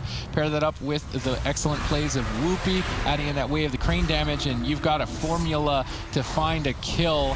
I really do like this composition. However, Whoopie is going to need to look to extend the match. His mana is not in a great position. If at some point in this game he can find a drink or generate mana to full and make that push later in Dampening, I think they will be able to secure a kill against Getchur Boy Dog. Now, on the other hand, basically this entire matchup rides on Grayson. He needs to prevent his Shadow Priest CMG from dying. He needs to set up crowd control like this on Whoopie to execute for a kill, and then have Flop re-engage off the back of it. Flop crossing the map, looking to get some follow-up. The crowd control so far looks good. Omnivore is exposed, and Grayson definitely on point here in game one as they look to try and turn things around. Yeah, way of the crane used by Whoopie, but he's getting crowd controlled on all of it. He needs to get some damage rolling, finally moving in, but the mind control denies the heals. Getchur Boy Dog completely outplaying Whoopie. Now a silence. Does he have anything left? No, he doesn't. That was such a beautiful play by Getchur Boy Dog.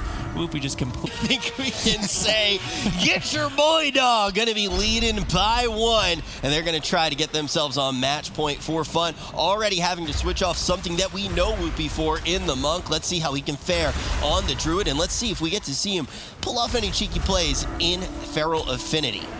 So far, he hasn't revealed if he is currently running it or not. Grayson actually catches Whoopie, and this is a bit of an inexperienced moment on Druid to be caught on Polymorph with no stun leading into it. That could have been an opportunity for Grayson's team to get damage going, but Omnivore was already in a good position to avoid the attack, so definitely good awareness on Omnivore's part. Yeah, now a swap over onto Flop, I believe. He gets life gripped away by CMG to stay alive. That leap of faith will keep Flop in a favorable position. Barskin was used and traded out as Rosita Jones did commit his combustion. Now, once again, Rosita Jones is going to be playing that Firestarter Flame Cannon build. We talk about it a lot. Basically, every time he gets a fireball off, it reduces the cooldown of his combustion by 5 seconds. The Flame Cannon, in addition to that, allows his fireball to do more consistent damage. Every time he stands still, he gets a buff, stacking up 4 times. That increases his damage, his stamina, and his range, so he can sit very far away, get these fireballs, get these power blasts off, and it actually allows him to have quite good consistent damage in the match. All right, Whoopie moves in, gets clotheslined by CMG. This could start a devastating crowd control chain over onto Whoopie with all 3 members locked down. Omnivore isolated, but able to line of sight at the boxes here. Good map selection by the team of For Fun. Omnivore is defensively carrying the team currently, but he's having his damage inhibited so much due to this defensive requirement off the mistakes of his team. So definitely would like to see Whoopie clean up his game so that Omnivore can engage aggressively. Yeah, Flop taking some burst and is losing on mana at this particular point in the game. I'm not exactly sure who Getchur Boy Dog is going after. Cyclone now on Whoopie, looking for some damage on Omnivore, who looks to be the target of choice in game number 2, just like in game number 1. But Rosita Jones doing a good job denying a lot of this crowd control with polymorphs of his own, keeping up the consistent pressure on CMG. The need to deny any drinks from Flop. The Warrior and the Fire Mage with this build are going to put out massive damage, and if Flop has to basically go for drinks in this matchup, and on the smaller maps, it's going to be really difficult as long as Omnivore and Rosita Jones are paying attention. One of the main reasons this composition works so effectively For Fun is the Sharpened Blade ability of the Arms Warrior. Warrior. You can activate this to increase the damage of your next Mortal Strike and also have it apply a healing reduction effect of 50% healing reduction to the target. So during that Sharpened Blade, Rosita then will back up Omnivore with tons of instant Pyroblast damage. While that damage is coming in, the healing is reduced by half, and that's why it's so effective. We see a swap over onto Flop. Will he just drop? We see CMG Void Shift over to stay in the fight, but he's still not topped off. Huge attack by For Fun. Yep, Rosita Jones doing tons of pressure there with the combustion. Flop's mana is not doing well. Now CMG getting swapped too, trying to help out his team with the Vampiric Embrace. But you can see, once again, Polymorph spam on Grayson. Anytime Grayson pushes in, he gets CC on Whoopi. Rosita Jones is there to back him up and slow down any incoming damage. And it's going to be difficult for CMG to basically solo Omnivore in those situations. Omnivore looking to try and ramp up, and it does seem to be that they want to go after Flop. Flop, I believe, is running Balance Affinity, so he can go into Boomkin form, which makes him immune to Polymorph and still cast heals. It's very powerful at healing your teammates, not so potent at keeping yourself alive, and For Fun know that weakness of Balance Affinity and are trying to exploit it by switching to Flop with Stormbolts and that Sharpened Blade combination. So Omnivore and Rosita will switch targets, stun up the healer, and combo Sharpened Blade with Pyroblast to take him out. He needs to try and predict that Stormbolt and get into bear form before it occurs. In the meantime, though, during this lull in the game, Flop manages to escape and regenerate some mana for a later game kill. Crowd control initiated by Getchur Boy Dog. They're gunning down for Omnivore. He retreats back behind the boxes. Whoopi tag teaming over there to start to stabilize, but Rosita was left in midfield, caught by that Ursul's Vortex as Grayson and CMG switch their attention over to him. Whoopi in a good position to recover and avoid crowd control, timing that Innervate, making his Wild Growth free. Good combinations of spells by Whoopi to extend this match. For Fun initiate an attack. That Sharpened Blade is going to trade for Flop's Iron Bark, but Omnivore did split up his cooldowns. He still has Avatar, so the next Sharpened Blade will be devastating. CMG needs to be ready for it. Yeah, Grayson tried to get a free Polymorph there on Whoopi using both of his blinks. Unfortunately, was denied. Now a Ring of Frost being cast out of the bash coming in from Flop. Good teamwork coming in from Getchur Boy Dog. It's going to be up to CMG and Flop to really set up the crowd control chains, allowing Grayson to get the Ring of Frost or Polymorphs on Whoopi when they can with their stuns. Now another Ring of Frost over onto Flop. CMG gets This could be it. This could be it. Dispersion was used. He's going to manage to survive with that. Flop might have to use the Iron Bark. That would be a big overlap of fear. More crowd control on Flop. Is there anything else? Rosita Jones looking for the Polymorphs, not finding it. Iron Bark was connected, but CMG is still dangerously low. That was the big punch with the Avatar that Omnivore smartly held on to. Comboed together, forced a critical mistake on Getchur Boy Dog's side. They've overlapped defensive cooldowns, and they're vulnerable now with Dampening having just engaged. Omnivore moves forward. He's got that Sharpened Blade. Rosita's got a Meteor. Those combo together quite effectively, but they are getting clotheslined as they look to push across the map. Rosita is being pushed back. Will he be able to stay aggressive? Meteor connects with that Sharpened Blade, but gets completely denied by Vampiric Embrace of CMG. Now Flop jumping into the fight, looking for crowd control. Whoopi ducks back around the corner, but gets caught by Grayson. Grayson once again with the sneaky Polymorphs. Whoopi can't afford these errors. Tons of damage now available potentially here for Rosita. No, not enough. And in the meantime, Rosita actually gets a counterspell on Flop. This could lead some momentum to take down CMG.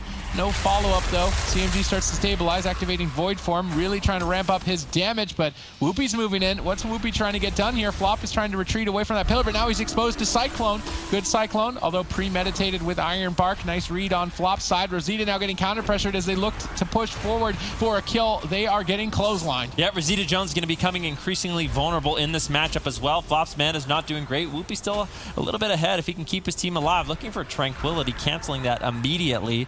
Just getting a little bit of bonus healing there for Omnivore and Rosita Jones, trying to potentially bait out a counterspell from Grayson as he looks for a Polymorph on Whoopi once again. But now Grayson with no blinks, not a huge threat to get these blink Polymorphs. Whoopi will be able to stabilize and keep his team alive as they push in. They do not want to allow Flop to get a drink. That is the reason why they chose the smaller map. They need to deny the drinks and take advantage of the fact that they have Omnivore with the Mortal Strike effect.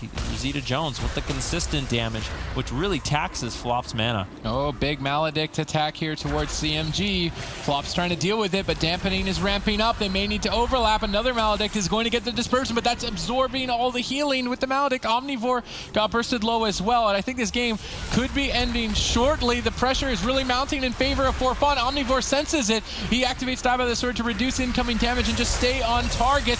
If they can get crowd control on Flop, Ring of Frost is secured. CMG's locked down. Flop breaks out to try and stall this out a tad bit longer, but will he have enough healing? He's so restricted on mana, he can't afford to pump out regrowths. CMG gets cycloned, trying to stall out diminishing returns and wait for another crowd control attempt towards Flop. Omnivore leaps to deny Flop from drinking. Very important that they do not allow him to regenerate mana. Whoopi has a significant lead in that regard, and this is looking better and better for For Fun. Yeah, Flop had to trade out his Trinket in that last exchange, but because CMG had to use his Void Shift instantaneously at the beginning of the game, it's actually rotated off of cooldown, which is something you don't normally see. So CMG, he has that reset. Vampiric Embrace will carry him until that point. Dispersion almost available as well. Omnivore now getting swapped to. Whoopi with no Trinket for a few seconds. Maybe they could get some crowd control, but no, the Ironbark will likely deny the kill, but Grayson doing work with the Ray of Frost has to get shut down by Rosita Jones. Beautiful polymorph from Flop, denying the heals from Whoopi. Grayson looking for some crowd control. Whoopi goes into stealth to deny it. Now Flop pushing forward, finds the Cyclone on Whoopi. Omnivore very vulnerable in defensive stance, going to be running behind the pillar, just trying to stay alive. All right, Rosita Jones getting peeled away by Grayson. He's really trying to slow down this attack, completely negating it, and now potentially building momentum for his team. Although now getting counter-engaged, both these teams continue swinging. They're almost completely tapped on mana for both sides, with Dampening reaching 25%. Flop trying to sneak away from the fight. Rosita sees him and is looking to deny it, but I'm not sure if he'll be able to. Ignite triggers the explosion of Living Bomb, and now Flop gets denied on that. They walk into crowd control. Nice moves by Omnivore. Both healers in crowd control. Both teams in trouble. CMG trades first to secure his own life moving forward, but that Maledict soaks up a lot of healing. Omnivore is still digging in. Void Shift available and likely needs to be traded, and it will towards Grayson, but Omnivore is staying on target. All of the healing is reduced by 28% now, and the damage of Omnivore is not going anywhere. Rosita Jones just got his combustion off cooldown as well, and Flop, he does not have the mana to deal with this. If Rosita Jones can get the damage rolling, it could be scary. In the meantime, Omnivore getting low. Polymorph on Whoopi. Omnivore has to go out of line of sight. If they could just find one good moment on CMG, they can close out the game. Rosita Jones just needs a good, well-timed combustion, but with the fear on Whoopi, Omnivore still in so much trouble. Getchur Boy Dog looking to claim game number 2. Omnivore, can you survive? Ironbark available for Whoopi, but it gets shut down by the bash from Flop. Getchur Boy Dog staying calm, cool, and collected. Cannon and, I know this was a joke, but Flame Cannon and... No, it wasn't. I just don't know much about Tinder. The gates are now open. Getchur Boy Dog moving on through. They need just one more win to take the series. And there was a few close calls for CMG in the last game, and I think if For Fun just cleans up the gameplay just a little bit. Actually, Whoopi opting for Relentless, I think, this game, which is an adaptation from the first, so when he does get caught in these polymorph chains, they aren't going to be as extended, but that does mean if he does get caught in a polymorph and it gets followed up by Silence and Fear, it is crowd control he has no chance of getting out of, and Omnivore getting low already. Whoopi having to use the Ironbark instantaneously, Safeguard gets procced, Omnivore has to run away, and those CC chains he can't trinket out of become very scary as the game goes on longer. For Fun had advantageous position throughout the last game, but suddenly had it flipped in favor of Getchur Boy Dog, so it's definitely the case that Getchur Boy Dog can close this out. Good coordination by Rosita and Whoopi to lock Flop down in crowd control, but Mass Dispel support from CMG denies that chain from continuing, which now means Flop can easily start to recover. Whoopi knows this, so he opts to use Cyclone on CMG, denying him from being topped off completely and preventing him from dealing damage for a few seconds. Flop jumping into the fight, stunning up Omnivore, holding him inside of that frozen orb of Grayson. Good combination of abilities there. Nice coordination by the team of Getchur Boy Dog, but not enough damage really to back up off the end of it. Now a polymorph is secured onto Whoopi. This could be dangerous for Omnivore. He is likely to opt to retreat away. although getting rooted up and snared. Whoopi is now no longer crowd controlled, so Omnivore is taking this opportunity to go back and attack. And CMG actually playing Void Elf, using that racial to teleport right next to Whoopi. I don't think that was something that he saw coming. A bit unfortunate that nothing ended up happening off the back of that play, but definitely something to look out for moving up forward. At the beginning of the game on Dalaran Sewers, For Fun was finding most of their pressure, most of their momentum by making swaps to Flop. And I don't know if it's just Flop's positioning, playing too far away for them to take advantage of that. But these games where they're not swapping to him, I really want to see them try to punish Flop a little bit more. Whoopi pushing forward, landing the bash, looking for potentially a Hibernate or Cyclone.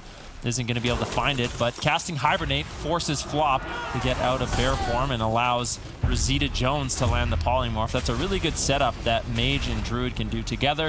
If there's a Druid who's just camping in bear form, you cast Hibernate and Polymorph at the exact same time, and no matter what happens, he is going to have to eat some crowd control, because if he sits in bear, he gets hibernated. If he shifts out, he eats the Polymorph. So you see high-level Mage Druid gameplay there from both Flop and Grayson, or Rosita Jones and Whoopi. We see some pretty equal trades cooldown-wise. The mana is also evening out. It's anyone's match here in game number 3, but Getchur Boy Dog are on match point and look to advance in the upper bracket, the highest-ranked team on the ladder. Nice catch here by Whoopi, hibernating up Flop. You can definitely see him starting to make some good trades on that Restoration Druid substitute of his own. Now trying to jump across the fight, keep the crowd control chain going, but the damage gets denied by CMG's Vampiric Embrace, allowing his damage to heal his entire team and stabilize through that extended crowd control chain.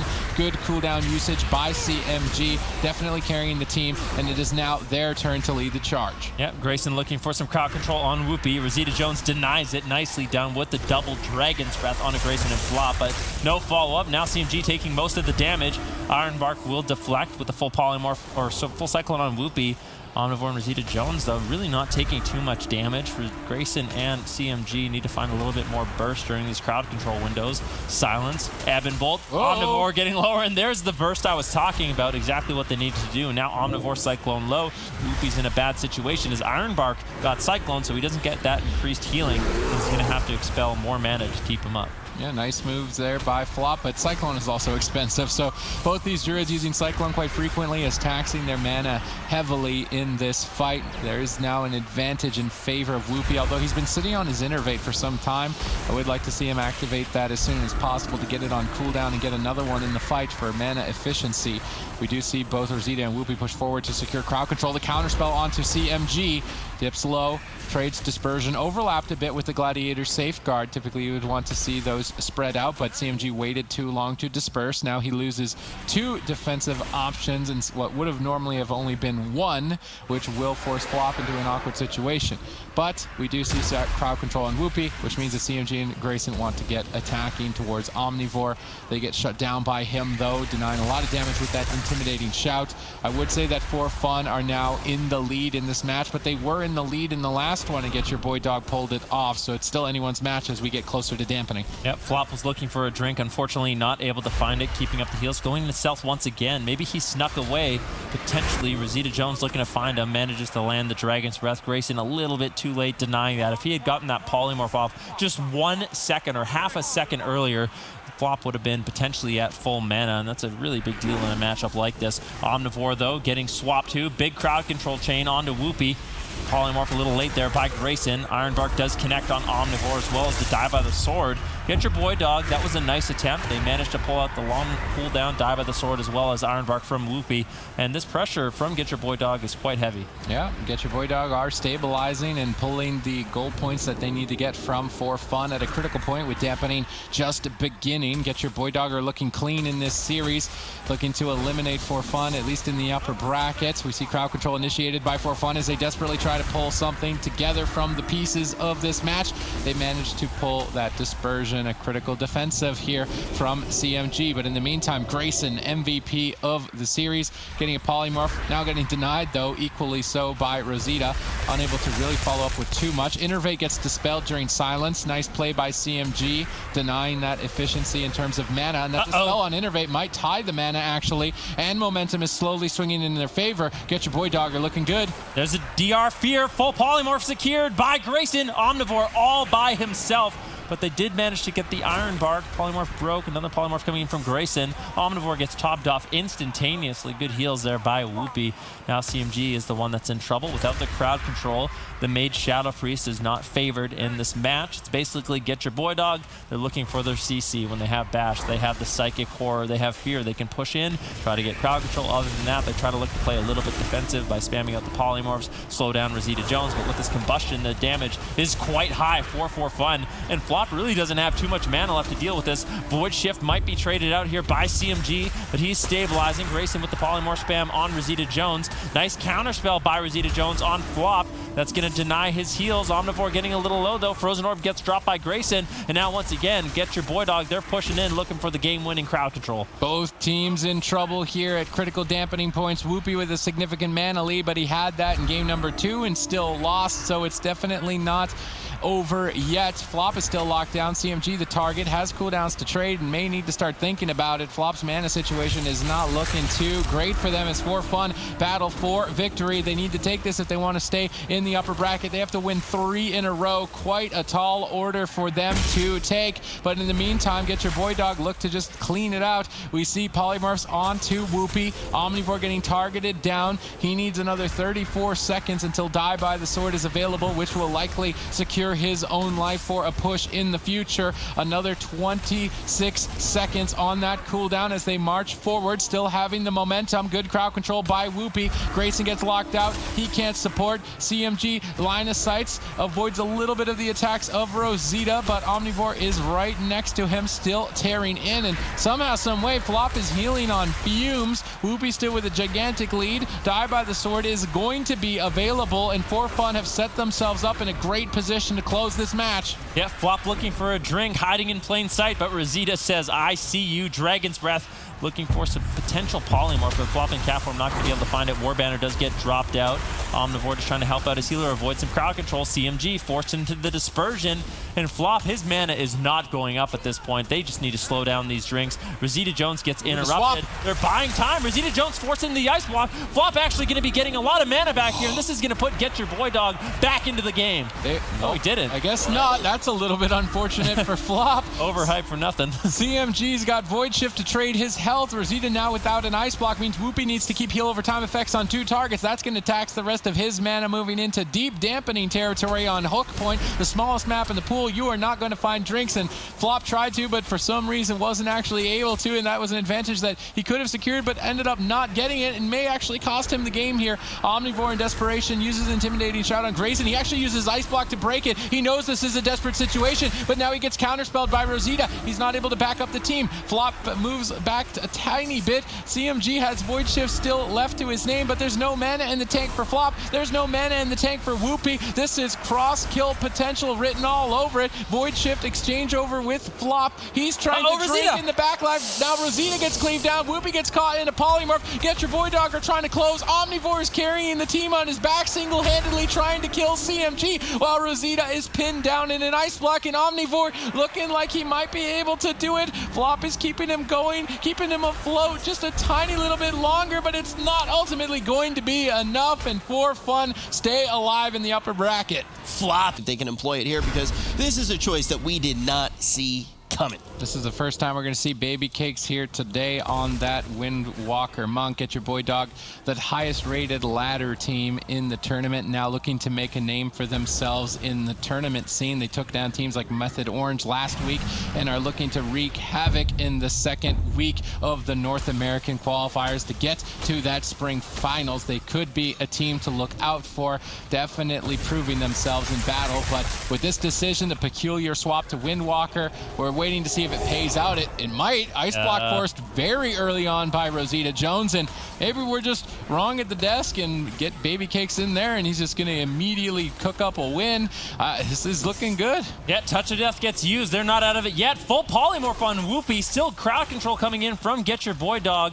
Grayson doing such a phenomenal job. Rosita Jones getting lower. They might be able to take him down. Cauterize does proc. You can see him running around. Flop just having his way with these clones. Getchur Boy Dog just seems like they are in the driver's seat. They are looking to bury For Fun. I mean, maybe they could have picked a smaller map if they wanted to go all-out aggression. They're just not stopping. That gas pedal is down straight to the floor. Lots of damage. Whoopi tries to deny the kill. Will Ironbark be enough while he sits there? Flop gets swapped too. Omnivore out of nowhere tries to catch a kill on Flop as he was playing so aggressive and overextended. That was definitely an opportunity for Fun need to try and take, but Flop denies the kill. Yeah, Flop was just having way too much fun in that game, getting the offensive Cyclones on Rosita Jones, controlling Whoopi up completely, but Rosita Jones, he does not have another Ice Block for 3 minutes. Cauterize hasn't proc. That's a 5-minute timer as well, so it's going to be difficult for them to survive the next offensive push coming in from Getchur Boy Dog. As soon as they have their cooldowns up, Icy Veins for Grayson in 1.5 minutes, that's an opportunity for them to push in and try to actually close out the game. All right, next crowd control on Whoopi could just end the game if Grayson can get it. Whoopi re-stealths. He's invisible to his opponents and he's repositioning right now. That's a nice move by Whoopi, definitely a high-level decision, but Baby Cakes engages with that paralysis. There's no follow-up though off the back of it. He pre-touch of Karma's the Stormbolt. Really good plays by Baby Cakes. He's got his Transcendence on top of Rosita's Blink pattern. Baby Cakes definitely some high-level play here on Windwalker. If he can stay on target a little bit longer. Flop's moving in. We see Grayson on the other side. He's going to wrap around the corner, blinking in for crowd control onto 2 members. Gets denied. Flop looks for follow-up, and he gets denied. Good denial by the team of For Fun, but Rosita is still falling behind. Yeah, Grayson actually missed his Ring of Frost there. That's unfortunate because I think that could have actually closed out the game there if they got that crowd control. Rosita Jones was in a lot of trouble. Rosita Jones now almost has Combustion back up. They might be able to make another swap onto Baby Cakes. Baby Cakes has to trade out the Diffuse. Baby Cakes in a lot of trouble. No touch of Karma, no Diffuse Magic. Ironbark gets traded out. One more swap from Rosita Jones and Omnivore. Baby Cakes could just go down. Yeah, now he's an exposed target. Getchur Boy Dog had all the momentum and we're in the lead for some time. If they don't get a kill soon, Baby Cakes could be in trouble, but they might just do so. Nice triple stun on the Trinket. Perfect play by Baby Cakes, but Omnivore, sick play here from Omnivore, stalling out the fight for a couple of extra seconds. Now securing crowd control onto Flop.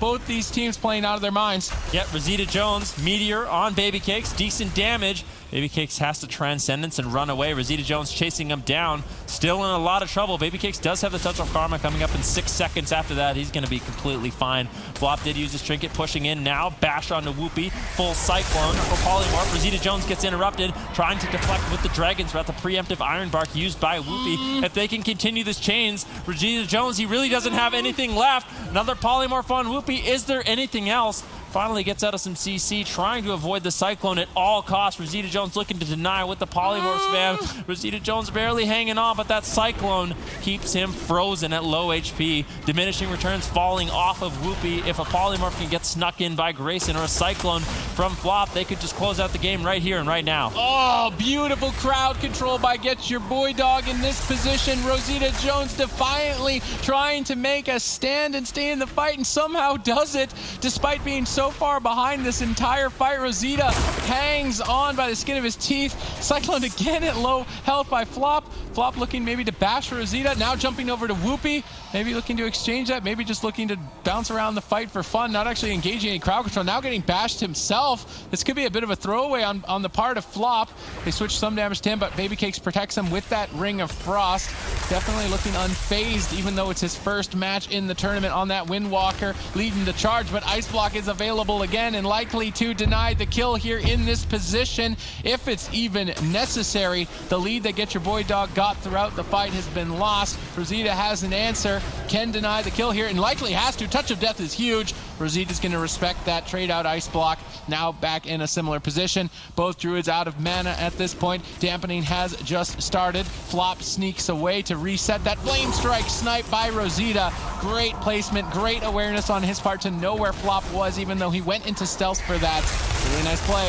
Yep, Flop finds the Cyclone on Whoopi. Rosita Jones all by himself. Ironbark was used. Whoopi has been doing a good job preemptively with these Ironbark before he goes in crowd controls, and it's one of the only reasons Rosita Jones has managed to stay along for so long despite the efforts of Getchur Boy Dog, so nicely done by him. Combustion available for Rosita Jones. Is there any openings? I mean, Grayson, he has 1 Ice Block left. He's going to be fine with Baby Cakes, has every single defensive.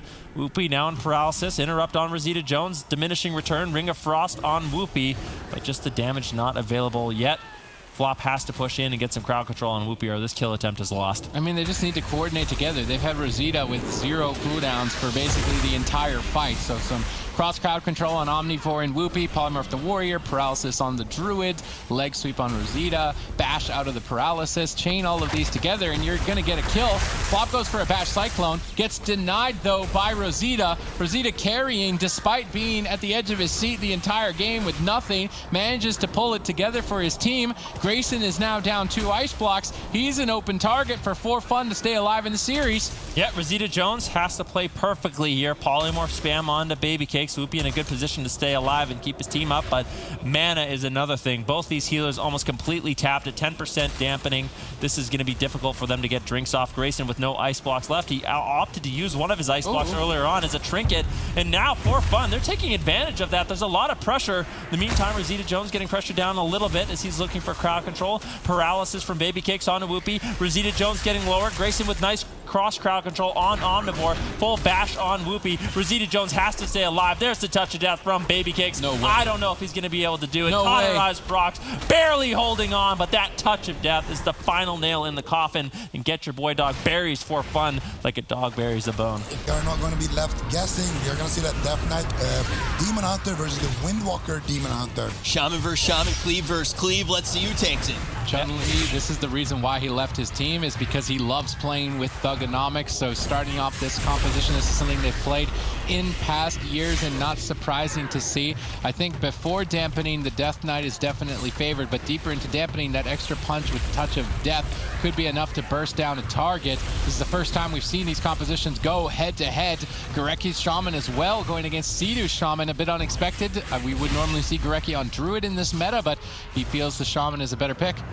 I feel like I'm watching a Legion tournament right now, giving me flashback of these compositions. This is actually a comp Chun-Li and Thugonomics have been playing together for quite some time. Now, of course, with Goreki, it's going to be a little bit different, but they have good synergy, and what both Demon Hunters are trying to do is consistently land stuns onto the opposing Shaman, land their stuns, land their mana rifts. It's going to be a game of mana in this matchup.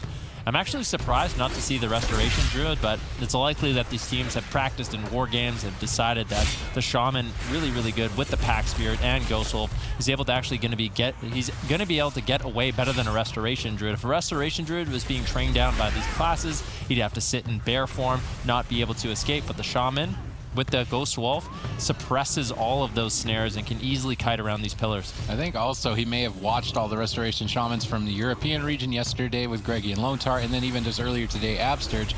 Shamans don't need a mana bar to keep healing their team. They've been tapped out quite often deep in Dampening and been okay. So if you do get mana rifted to 0, the Shaman can still keep going. So it may be a premeditated decision to not play Druid, as if Druid does run out of mana, it doesn't have the same luxury to heal for that much longer into Dampening. So Goreki with more of a predictive play here, expecting a strategy to come out from Method Orange with that Demon Hunter and Death Knight and trying to counteract it with the Shaman pick over the Druid.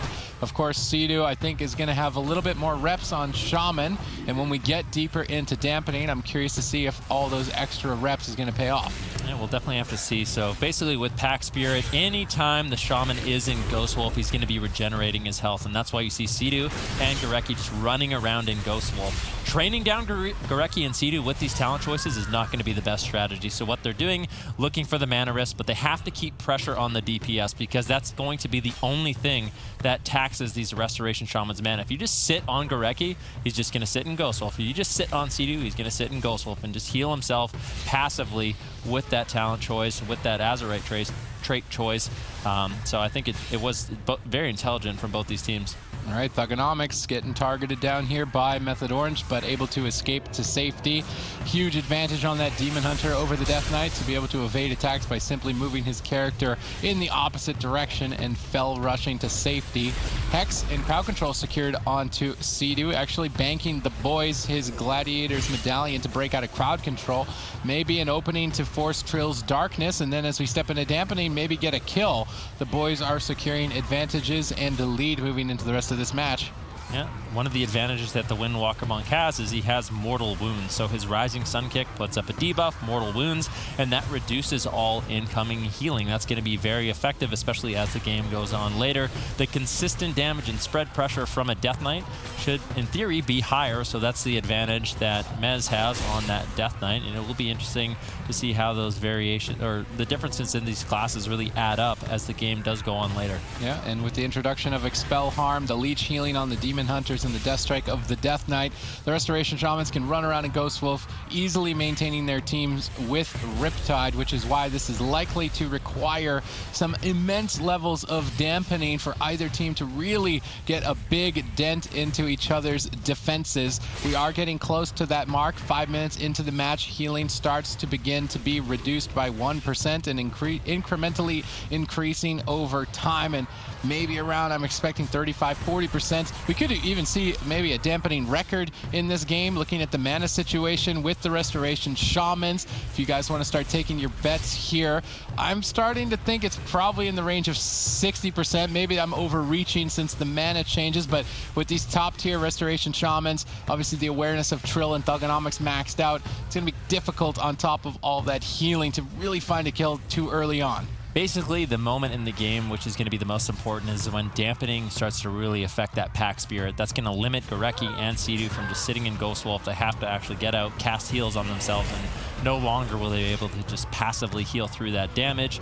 And that's where things are going to start to get real interesting. Chun-Li now getting really aggressive on Trill. Commits the Touch of Death and the leg sweep. Trill getting bursted down quite low. Blade Dance will avoid a little bit of it. Chun-Li, in the meantime, also taking some damage. Mez's pet actually doing quite a bit of work there on Chun-Li. You can see that sort of fire beam between Mez and his ghoul.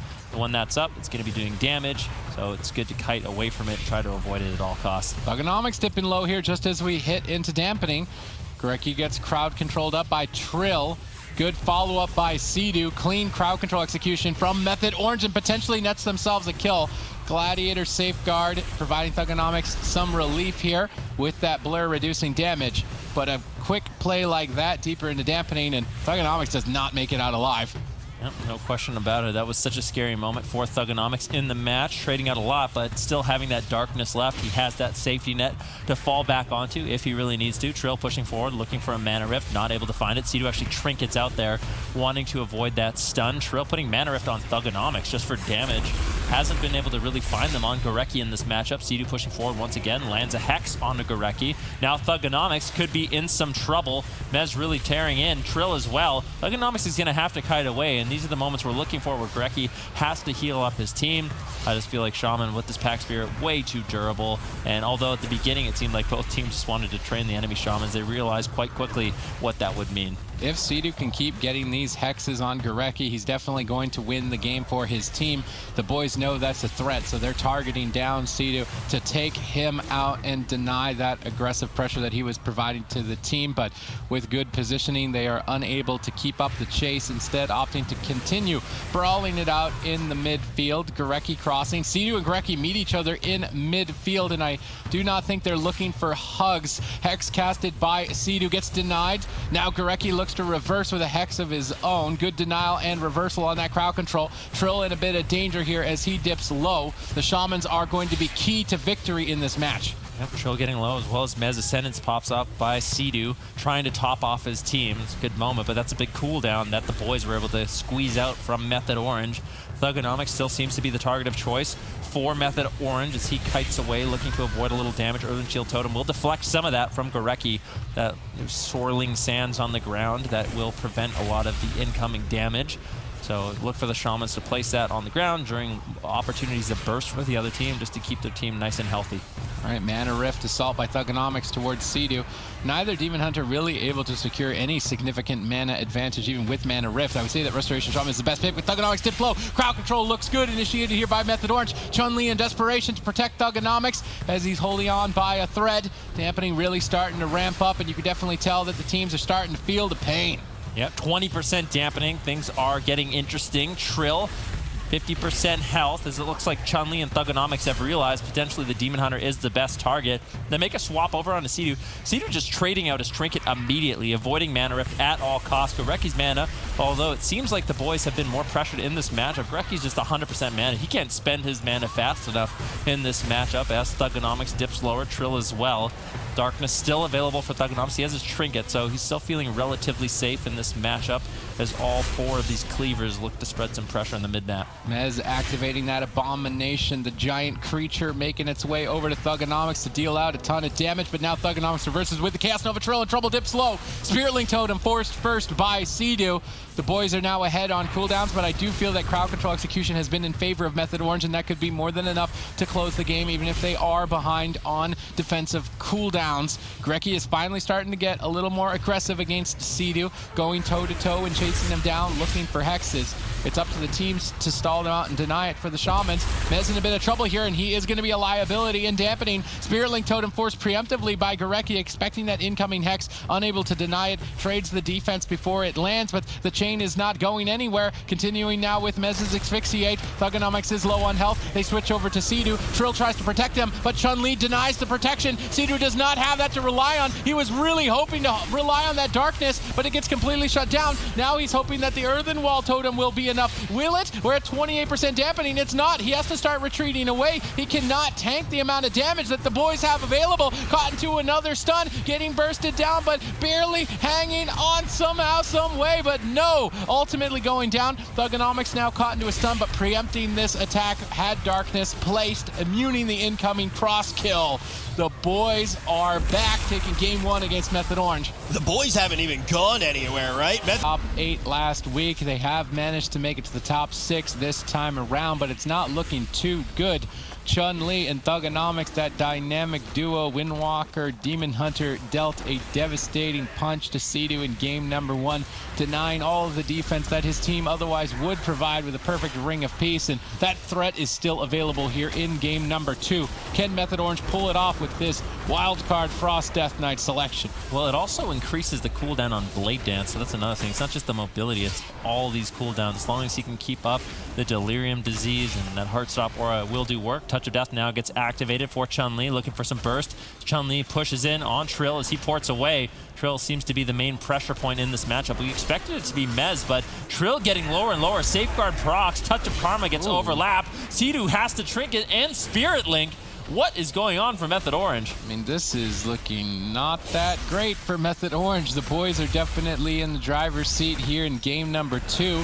Finally, some counter pressure here towards Thugonomics, as we are expecting him to be the target of choice with that Heartstop Aura and Delirium, limiting his Fel Rushes. So Thugonomics has used 2 Fel Rushes. He's not going to see another one for some time, which means Mez gets to chop him up for the next almost probably 40 seconds at this point. Chun-Li getting Cleave down as well. We see the fight being dragged closer to Sea-Doo than Gorecki, and it's very important as a Restoration Shaman to be as far away from the melee brawl as possible. Otherwise, you open yourself up to being interrupted, stunned, potentially death gripped into the fight. Gorecki's looking like he wants to try and make a move here. Cross in center field. Thugonomics pulls the trigger on that Metamorphosis. Trill immediately transcendences away from the fight, and I don't think Thugonomics can actually chase him. Nope. He's so limited with that Heartstop Aura, so now Trill will get to reset, charge back into the fight, land a double leg sweep, pulling 2 Gladiators medallions from both Chun-Li and Thugonomics. So the next time leg sweep swings around, they're not going to have a way to get out, and Touch of Death is available for Trill. So glad that Trill played it patient there. He's got a huge opening. Yeah, Thugonomics really not able to move too much in this matchup. You can see Chun-Li is actually playing Ride the Wind to help him out. In the meantime, Trill getting bursted down, has to kite away. Heartstop Aura going to really limit Thugonomics' ability to chase Trill, and Mez just sitting on him with the Chains of Ice, with the Death Grip. Thugonomics just a sitting duck, which is not something you normally see from a Demon Hunter. He just cannot connect back to Trill. Trill turning his attention over to Chun-Li. If we look at mana, Sea-Doo has a little bit of a lead. Chun-Li forced to trinket out of, I'm not sure what he trinketed out there, potentially a stun coming in from Trill, leg sweep, just trying to avoid some damage. I'm not sure if Thugonomics can even afford to use Fel Rush to try and run away, or if he needs it to chase down for a kill, because he has to pick one or the other. He's not going to have enough of them to do both, which means his decision-making becomes a lot more difficult here against this peculiar Frosted Death Knight of Mez. Mana fairly even on both sides. Double leg sweep secured for Chun-Li. Trill's window of opportunity opportunity has been lost now with no major points of contention in terms of cooldowns by the boys. It's unfortunate for Method Orange, and they are, I believe, starting to fall behind on the cooldown front with both Mez and Trill taking heavy fire. Yeah, Trill and Chun-Li sort of just chasing each other around in this match. That really is the main pressure point. Maybe they don't know how vulnerable the Frost Death Knight is. Pillar of Frost gets activated by the Frost Death Knight as he's looking to increase his damage, deal mega pain to Thugonomics and Chun-Li, but Gorecki seems to be able to heal through it quite easily. Earthen Shield Totem almost available as well. Full stun now on Thugonomics as Mez and Trill are really laying in. Yep, Thugonomics definitely taking the heat here. Unable to move very much against this Frost Death Knight, and Trill knows that. He can just kite away, and Thugonomics is forced to attack Mez instead. Now, obviously, Mez can use Death Strike similar to Unholy Death Knight and heal himself back up just as effectively, although Runic Power is a lot more valuable in terms of Frost Death Knight damage, so he would reluctantly make that decision to Death Strike. But in Dampening, when Thugonomics switches to the Death Knight, the Death Strike heals less. Pressure now on Chun-Li here for Method Orange. They're trying to swing back in this fight. They've got a slight mana advantage over the boys as we edge closer to Dampening, which I believe is going to be an inevitability between the compositions that the boys and Method Orange have brought to the table. They're just simply so durable in the current meta. Chun-Li with Fists of Fury flying, benefiting from that Turbo Fist, as we talked about in the pregame, which means he basically can't take any damage from Mez and Trill. But now that it's over, he's in a bit of trouble, stunned up at low health. And good calls by Gorecki saying, I got you with a couple healing waves, and doesn't panic and overlap defensive cooldowns. Maledict's committed here, dispelled instantly by Gorecki. Good communication on his part, good shot calling so far, and that is what could net them the win here in game number 2. Yeah, sitting on Chun-Li, keep in mind that's going to increase the cooldown on his Transcendence, on his Fists of Fury, I believe, so it's going to be more difficult for him to redirect some of that damage and counter pressure as best as he potentially could. Trill in a little bit of trouble right now, activates the Diffuse Magic to get rid of the Maledict. Chun-Li in a leg sweep, still has a Touch of Karma. Gorecki trinkets out, trying to keep him aggressive. Trill trades out to Touch of Karma as well onto Chun-Li to try to stay alive. Sidu trying to get line of sight to connect some heals with his Ascendance. Finally does. If we look at mana, that 3% dampening, Gorecki does have a decent lead. Yeah, at this point, now the fight is swinging in favor of the boys. Chun-Li's got Touch of Death rolling. How is Sidu going to deal with this? Trill rolls away. Thugonomics can't completely get there. Actually decides to respect the damage and give Spirit Link Totem. That now puts Sidu on the back foot. Caught in a leg sweep. Potential swap to him as well off the back end of this Spirit Link Totem. This could be devastating, especially if that happens later into Dampening. I'm not sure if he'll even be able to recover, but with Ghost Wolf and Thugonomics' limited mobility, I think Sidu should be able to easily escape here, managing to scratch it off. And now Mez is low health in the swap, and deeper in Dampening, these swaps to Mez will be a critical point for Sidu to try and recover one that he might not be capable of. Yep, Chun-Li still a little bit vulnerable in this situation. He has the Trinket Karma, but if they can force that out, that would be big. Gorecki landing a huge heal on Chun-Li to keep him stable. Trill still getting low with no defensive cooldowns. He is increasingly vulnerable. A nice death grip by Mez. Triple leg sweep setup coming in from Trill. Method Orange known for those plays. It's a good way to get some pressure. Chun-Li forced to use the Touch of Karma. Sidu sneaks in a Hex on Gorecki. Nicely done. Good offensive push, which nets them that Karma from Chun-Li. Yeah, both teams keep battling it out to keep that even footing, but Gorecki is just slightly ahead in this fight. Dampening's ramping up now at 12% healing reduction, so things will begin to get quite fascinating. I want to see how the Frost Death Knight fares at 30% dampening in one of these swaps, or maybe just a committed attack. I don't think it's going to be too good, and even though he's limited the mobility of Thugonomics, he's a Frost Death Knight. His mobility is already limited, so Thugonomics doesn't really care if he's the target, unlike with Trill. Chun-Li trying to carry the team here on his back, getting pressure onto 2 points, but now Pillar of Frost is pulled for Mez. He wants to boost his damage a lot, and Chun-Li is desperately trying to retreat from that attack, but his movement is inhibited as well. He is unable to escape. We see Gorecki get gripped into a double stun. Thankfully, Thugonomics actually avoided it. Now trading Darkness, respecting this Touch of Death push by Trill, and looking to reverse the pressure, but even with Darkness, Chun-Li is not out of the woods yet. Yeah, Chun-Li getting low, could be in danger. Trill as well as he ports away back to Sidu, trying to get safe. Diffuse Magic on that Maledict. Now Chun-Li Maledict on him, he ports away. Gorecki caught into the incapacitate as Mez charges in. Asphyxiate on Gorecki. Both of these Windwalker monks are vulnerable. Trill is the one with Touch of Karma, so he's feeling confident pushing in just a little bit, but he's going to run away, try to avoid a little bit of burst, throwing in a Chi burst to get some Chi. So when he finally lands and gets to Chun-Li, he can get some damage rolling. Fist of Fury by Chun-Li, parrying all of these attacks and forcing Trill to run away. All right, mana still in favor of Gorecki. Spiritling Totem coming up in 24 seconds, so Sea-Doo will likely have that as a last lifeline to keep his team in the fight. They've definitely gotten more momentum in this game. That Darkness no longer available for Thugonomics, but still Trill in the back foot, trades Touch of Karma, is able to avoid the fight. This is the situation where I'd like to see a switch over to Mez when Trill is able to kite. Now double stun secured, but double stun secured in reverse as Trill is in trouble. Dangerously low, 2 more seconds actually for Sea-Doo. Spiritling Totem now available. If he gets interrupted though, he can't access it. Managing to fake cast through, get a healing wave, but I don't think he's got enough healing here in Dampening. Spiritling Totem actually traded for Gorecki.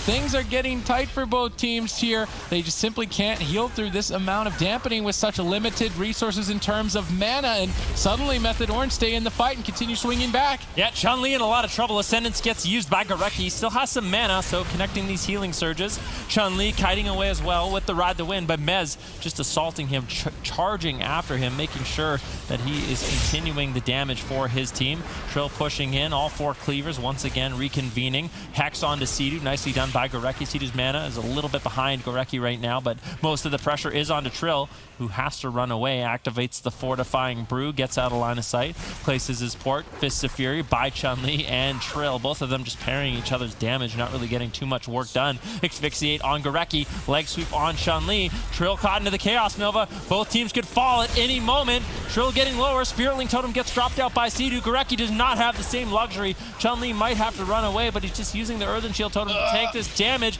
I don't know if he's going to be able to tank it, though. Fist of Fury from Trill. Chun-Li's going to fall, and Method Orange stay in this series. All right, so this is one of the first times that we've gotten to see this comp play out. This is one of the first peaks. Have to see what can get done here. The boys have a compositional advantage, we think, after what we saw in the Grand Arena. Maybe there's tweaks that Method Orange could make. I think if they locked in board, which they did, that will give them a little bit more of an edge in this matchup. Sea-Doo playing Dwarf in game number 1. Not necessarily the best, especially against a Cleave setup like Windwalker, Demon Hunter, where you're going to be sitting those stuns, and that's going to be where you take most of the damage. All right, Chun-Li getting stunned on his first Fist of Fury. A bit unfortunate for him. A lot of his damage negated by Trill. Gorecki lockdown in crowd control. Chun-Li the target here for Method Orange as Mez leads the charge, activating that Abomination, and Chun-Li, he's on the run trying to escape to safety, but really there is no safe place for him as Trill continues the pursuit. Now activating that Maledict, absorbing even more healing from Gorecki, potentially pulling a Touch of Karma very early on. Double Chaos Nova secured by Trill. Mez gripping Gorecki in, not able to find any crowd control off the back of it. Now Chun-Li looks to reverse, targeting down Trill with a Wind Shear into a Hex here by Gorecki. Not able to get the Hex, a bit unfortunate for Gorecki. Would have liked to get a good crowd control chain there. Now it's going to set him back.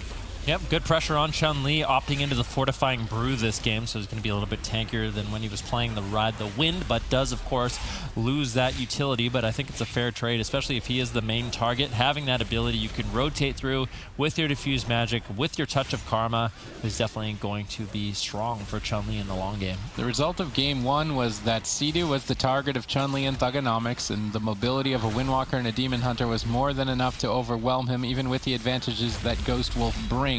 Now with the Frost Death Knight limiting that mobility, Sea-Doo really wasn't a target in game number 2, and he never got pressured. But here in game 3, without that Frost Death Knight to protect him, he is likely to be a kill target later into the match, as Dampening is expected between these two teams. Chun-Li getting imprisoned at low health, an interesting choice here by Trill as they try to set up Burst off the back of it, but with no crowd control on Gorecki, he easily responds. Yeah, Trill actually just using the mana rift for the additional damage on Chun-Li in those stun lock combos. Darkness gets dropped, Ring of Peace gets used. Sea-Doo has to run away. That's the Astral Shift. That was a Touch of Death from Chun-Li. Chun-Li really has to think twice about chasing him, though. Unfortunately, not going to be able to. Mez and Trill just destroying Chun-Li as he is caught into the Chaos Nova and the Fell Eruption. Earthen Shield Totem gets dropped out by Gorecki, helping Chun-Li. tank some of this damage. Fist of Fury gets tossed out as well, but Chun-Li chasing down Sea-Doo really isn't an option. With Sea-Doo, he has the Ghost Wolf he can just kite around in. Chains of Ice coming in from Mez, the Death Grip. Eventually, even though Chun-Li has so much mobility, he's not going to be able to reconnect. Chun-Li portaling back to recover here while his team is sitting through extended crowd control. Paralysis on Sea-Doo, but no setup, no damage, and really getting denied during that moment that would normally be scary for his team. Fist of Fury defending himself here with that Turbo Fist, as well as dealing some damage back to the team. Sea-Doo at least with a significant mana lead in this specific match. A lot better at least than game number 1. Everything will be on Sea-Doo here to secure victory. He needs to play more efficiently than Gorecki. They're doing a good job at shutting down the hexes and then potentially reversing them as Sea-Doo crosses to midfield. Gets denied with Ring of Peace, but the Maledicts double connect. Chun-Li gets bursted down in a stun. Trinket Touch of Karma is forced to be traded out, and the pressure from Method Orange overall is much more significant here in game 3. If they can win this swing match, they'll have the compositional advantage for game 5. It's very important that they can find a victory here off this momentum. Yeah, Gorecki actually traded out a Spiritling Totem as well, so now Chun-Li, very vulnerable, only really has to diffuse magic. Chaos Nova is used, and with the way Trill and Mez are playing this, Chun-Li, he's been having to run away so much, and with the way the Windwalker Monk works, the less time you have on a target means the less blackout kicks you get, which is going to reset that Fist of Fury and that Rising Sun Kick. Every time you use it, it gets lower, but when you're having to run away the entire game, you lose the opportunity for that cooldown reduction, and it really limits the amount of damage you're able to do. Chun-Li is having a hard time getting things going. Gorecki still locked out of the fight for a couple more seconds. Extending that chain is Mez. Chun-Li may need to make a trade. Gorecki decides to for him, but that Gladiator Safeguard Shield procced regardless, so a bit of an overlap in terms of defense, opening the cracks on the wall. That is the boys here as Method Orange try to keep their advantage, but mana isn't looking so amazingly well for Sea-Doo anymore. It's a lot more equal. Touch of Death activated. Chun-Li trying to counter-aggress. Trill with the evasive maneuvers, avoiding him as much as possible, denying a huge burst moment by Chun-Li. Good evasive maneuvers from Trill. Yeah, very nicely done. Chun-Li finally gets topped off. Gorecki's mana actually a little bit ahead. He pulled ahead of Sea-Doo in this game. Mana Rift gets dropped out onto Gorecki once again. And Chun-Li, good mana burn there by Trill, which evens up the mana in favor of Sea-Doo just a little bit. Mez now seems to be the main focus point for the boys as they look to pressure him down, dips below 50% HP. Sea-Doo into the paralysis. Sea-Doo, or actually Mez could be in a lot of trouble. He really doesn't have many defensives. He doesn't have Icebound Fortitude available for him. I guess he's not using that as a talent. And Mez now could be in a lot of trouble. All right, into Dampening. The Death Knight does become a lot squishier, which means he just takes more damage because his Death Strike is not going to heal him as much. Although the crowd control is relentless from Method Orange in this specific match. With Trill running that extended imprisonment, Gorecki can be locked out of the fight for 5 seconds at a time when Trill decides to pull the trigger on that. Mez then continues that 5 seconds by an additional 2 to 3 with Asphyxiate, and with that chain of crowd control, they can take Chun-Li down, and Method Orange can find victory, keeping themselves alive in the upper bracket in the swing match. Thugonomics is going to trade Darkness to keep the fight going, but the mana is basically tapped at this point. The cooldowns have all but run dry. Chun-Li on the run to stay alive. Yeah, Method Orange have found the answer in this matchup, it would seem. Chun-Li doesn't really have too much left to work with. Gorecki does have his Trinket Spirit Links rotating back up. Stun now on to Sea-Doo. We saw the boys close out the game with an all-in on Sea-Doo, but it just doesn't seem like that's what they're looking for in this game. Chun-Li's just too pressured to make that happen, but that might be exactly what they need. Although Mez and Trill are rotting down low, Sea-Doo's mana isn't doing too great either. Chun-Li basically has nothing left. Double Chaos Nova does land. Gorecki trinkets out into a Fell Eruption by Trill, into a full imprisonment. Chun-Li very vulnerable, needs to get a Fist of Fury up or something to avoid some damage. Managed to find it to get that parry up. Mez now getting low. Sea-Doo has to trinket out. Ascendance will be used, and that Ascendance is a massive healing for Sea-Doo, for Method Orange, to keep Mez alive. Yeah, but even still at 12% dampening and increasing, Mez could be a point of weakness for the boys. I do believe that Mez has opted out of Icebound Fortitude for Lichborn, which is why Icebound Fortitude is not appearing on the UI. Effectively, Lichborn is just a 1-minute version of Icebound Fortitude without the additional effect of becoming immune to stuns. So Mez gets more rotational defense, but can't get out of stuns, like the stun that he's currently in and taking a lot of damage from. Sea-Doo tries to trade Earthen Wall Totem to stay alive. drops Spirit Link Totem as well. Suddenly Sea-Doo on the ropes here. Cooldown-wise, Mez could be in trouble. The boys rotate back in terms of defense, but no mana on either side as we battle this out to the bitter end. Chun-Li trying to kite away. Trill on one side, Mez on the other. Fist of Fury not getting full value. Double Chaos Nova, stun on Gorecki. Chun-Li gets lower, Diffuse Magic on the Maledict as he's looking to make an escape. Looking to make a potential setup here on Sea-Doo. Incapacitate into a leg sweep. He gets gripped away. Mez with the Chains of Ice. Chaos Nova comes in. Can they take Sea-Doo down? Chun-Li, he has the touch of karma. He can play aggressive here. Sea-Doo getting lower and lower. That's the Astral Shift. Can the boys turn around this game with an all-in on Sea-Doo once again? Sea-Doo trying to kite away. Touch of karma doing so much damage. The Safeguard procs, but Sea-Doo has completely nothing left. No trinket. The only thing keeping him alive is the peels from Mez and Trill. Chun-Li now in some trouble. Spirit Link Totem gets dropped out by Gorecki,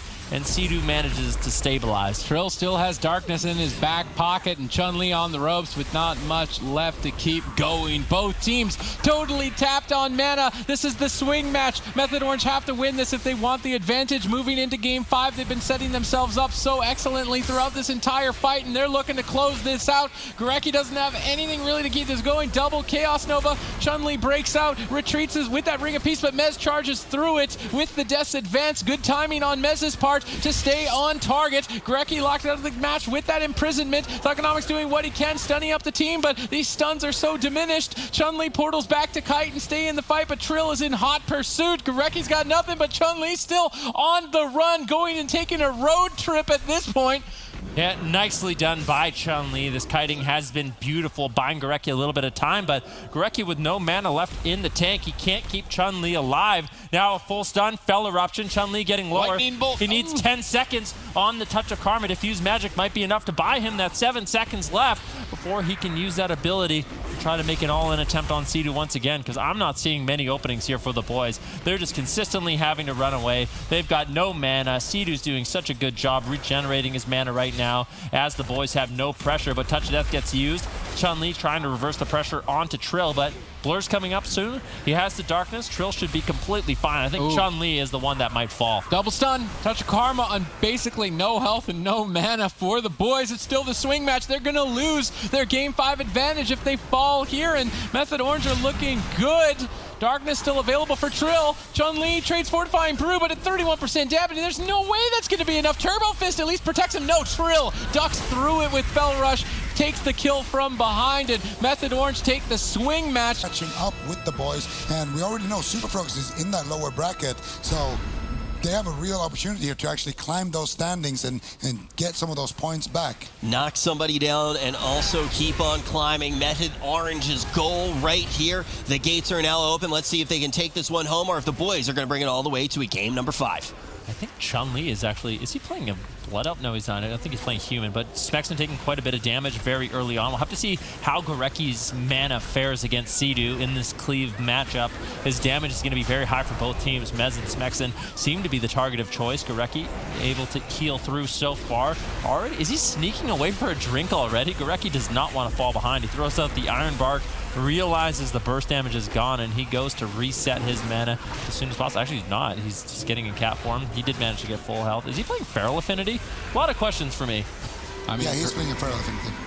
Smexton's just taking a lot of damage early on here, and I'm not totally sold on this Restoration Druid pick unless maybe his Feral Affinity can add a little bit of extra damage, but while he's in cat form, he's not healing, and Smexton and Chun-Li are taking the most amount of damage I've seen a team take before Dampening. Finally exchanging blows back here towards Mez and Trill, trying to kick up some heat.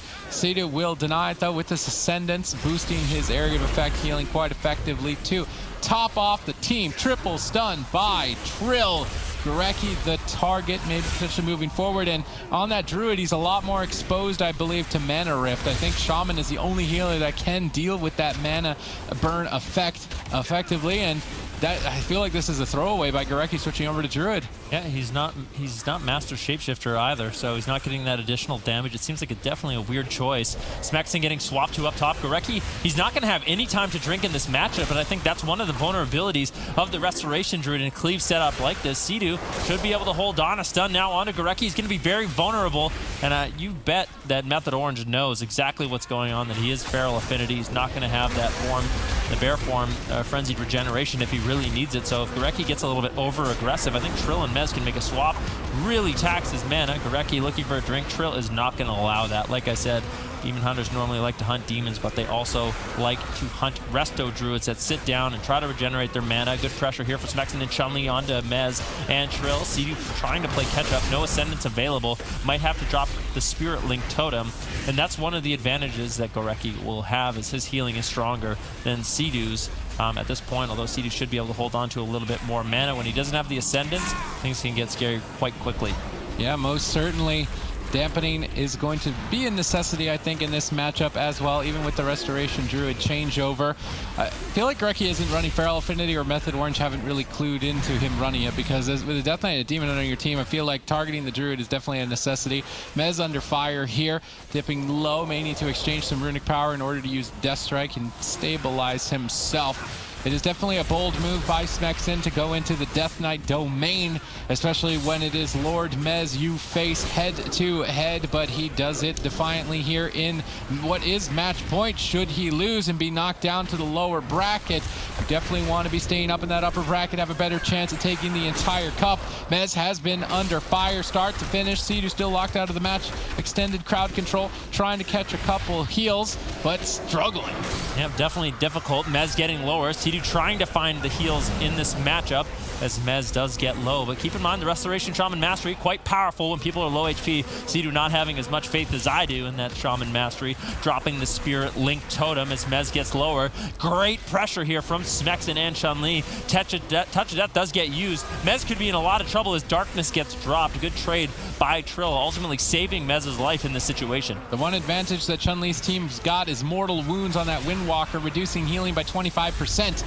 And Mez's team doesn't have that advantage, although even without it, starting to chomp up both Smexen and Chun-Li. Mez still, though, in trouble, is ultimately going to go down, and that was a lot quicker than I expected. Smexen on that Death Knight, dishing out the... Con will be good enough to give them the win in this series. Game 5, Sam I am going to be the deciding factor here. I hope he's hydrated. I mean, if they're taking advice from me, I don't know what they're doing. I thought it made sense against the Restoration Shaman, but Root Solar Beam can not be combined together against a Druid, as they can shapeshift out, and you lose a huge crowd control when facing one. I'm not sure how Samayam is going to surmount some offensive pushes because of that. Oh, Trill dropping the Darkness instantaneously on Sidu, but it was overlapped with the Bark Skin. Sidu really not having faith, or there was some sort of miscommunication there. Sidu could still be in a little bit of trouble. Gorecki moving in, looking for a Cyclone on Samayam, denying his damage. And it's likely the boys, they're just going all in on Sidu. No Darkness, Ironbark is used, Thorns used as well. Can Sidu get away? He's going to be tanking out this damage in bear form, but now with no damage reduction left, he could be in a lot of trouble. Yeah. Or not. I think it's not. Sidu gets... Oh, wait. Gorecki is playing Feral Affinity again. Jumping on Sidu. Gorecki just loves this Feral Affinity, and I'm wondering if Trill is going to try and punish that. He immediately switches to Gorecki to try and build some pressure in multiple places, but while he's attacking Gorecki, Chun-Li and Smexen will then be left open to build up some big damage. We did see massive cooldowns exchanged earlier on for Samayam's Incarnation with Anti-Magic Zone and Icebound Fortitude. Anti-Magic Shield, 3 of those buttons below Smexen. Those provide good damage reduction, and all of them were used at the same time, which means during this moment he would normally be vulnerable. However, before Dampening, Death Strike, I believe, should be enough, but he can't use it when he's stunned. He does get stunned out of line of sight. Smexen needs to make his way back up soon. Gladiator safeguards, soaking up some hits, but Gorecki still crowd control. Managed to connect Ironbark right before that bash hit, stabilizing Smexen. I'm not going to count this composition out just yet. They're definitely showing that they've got some pretty good pressure.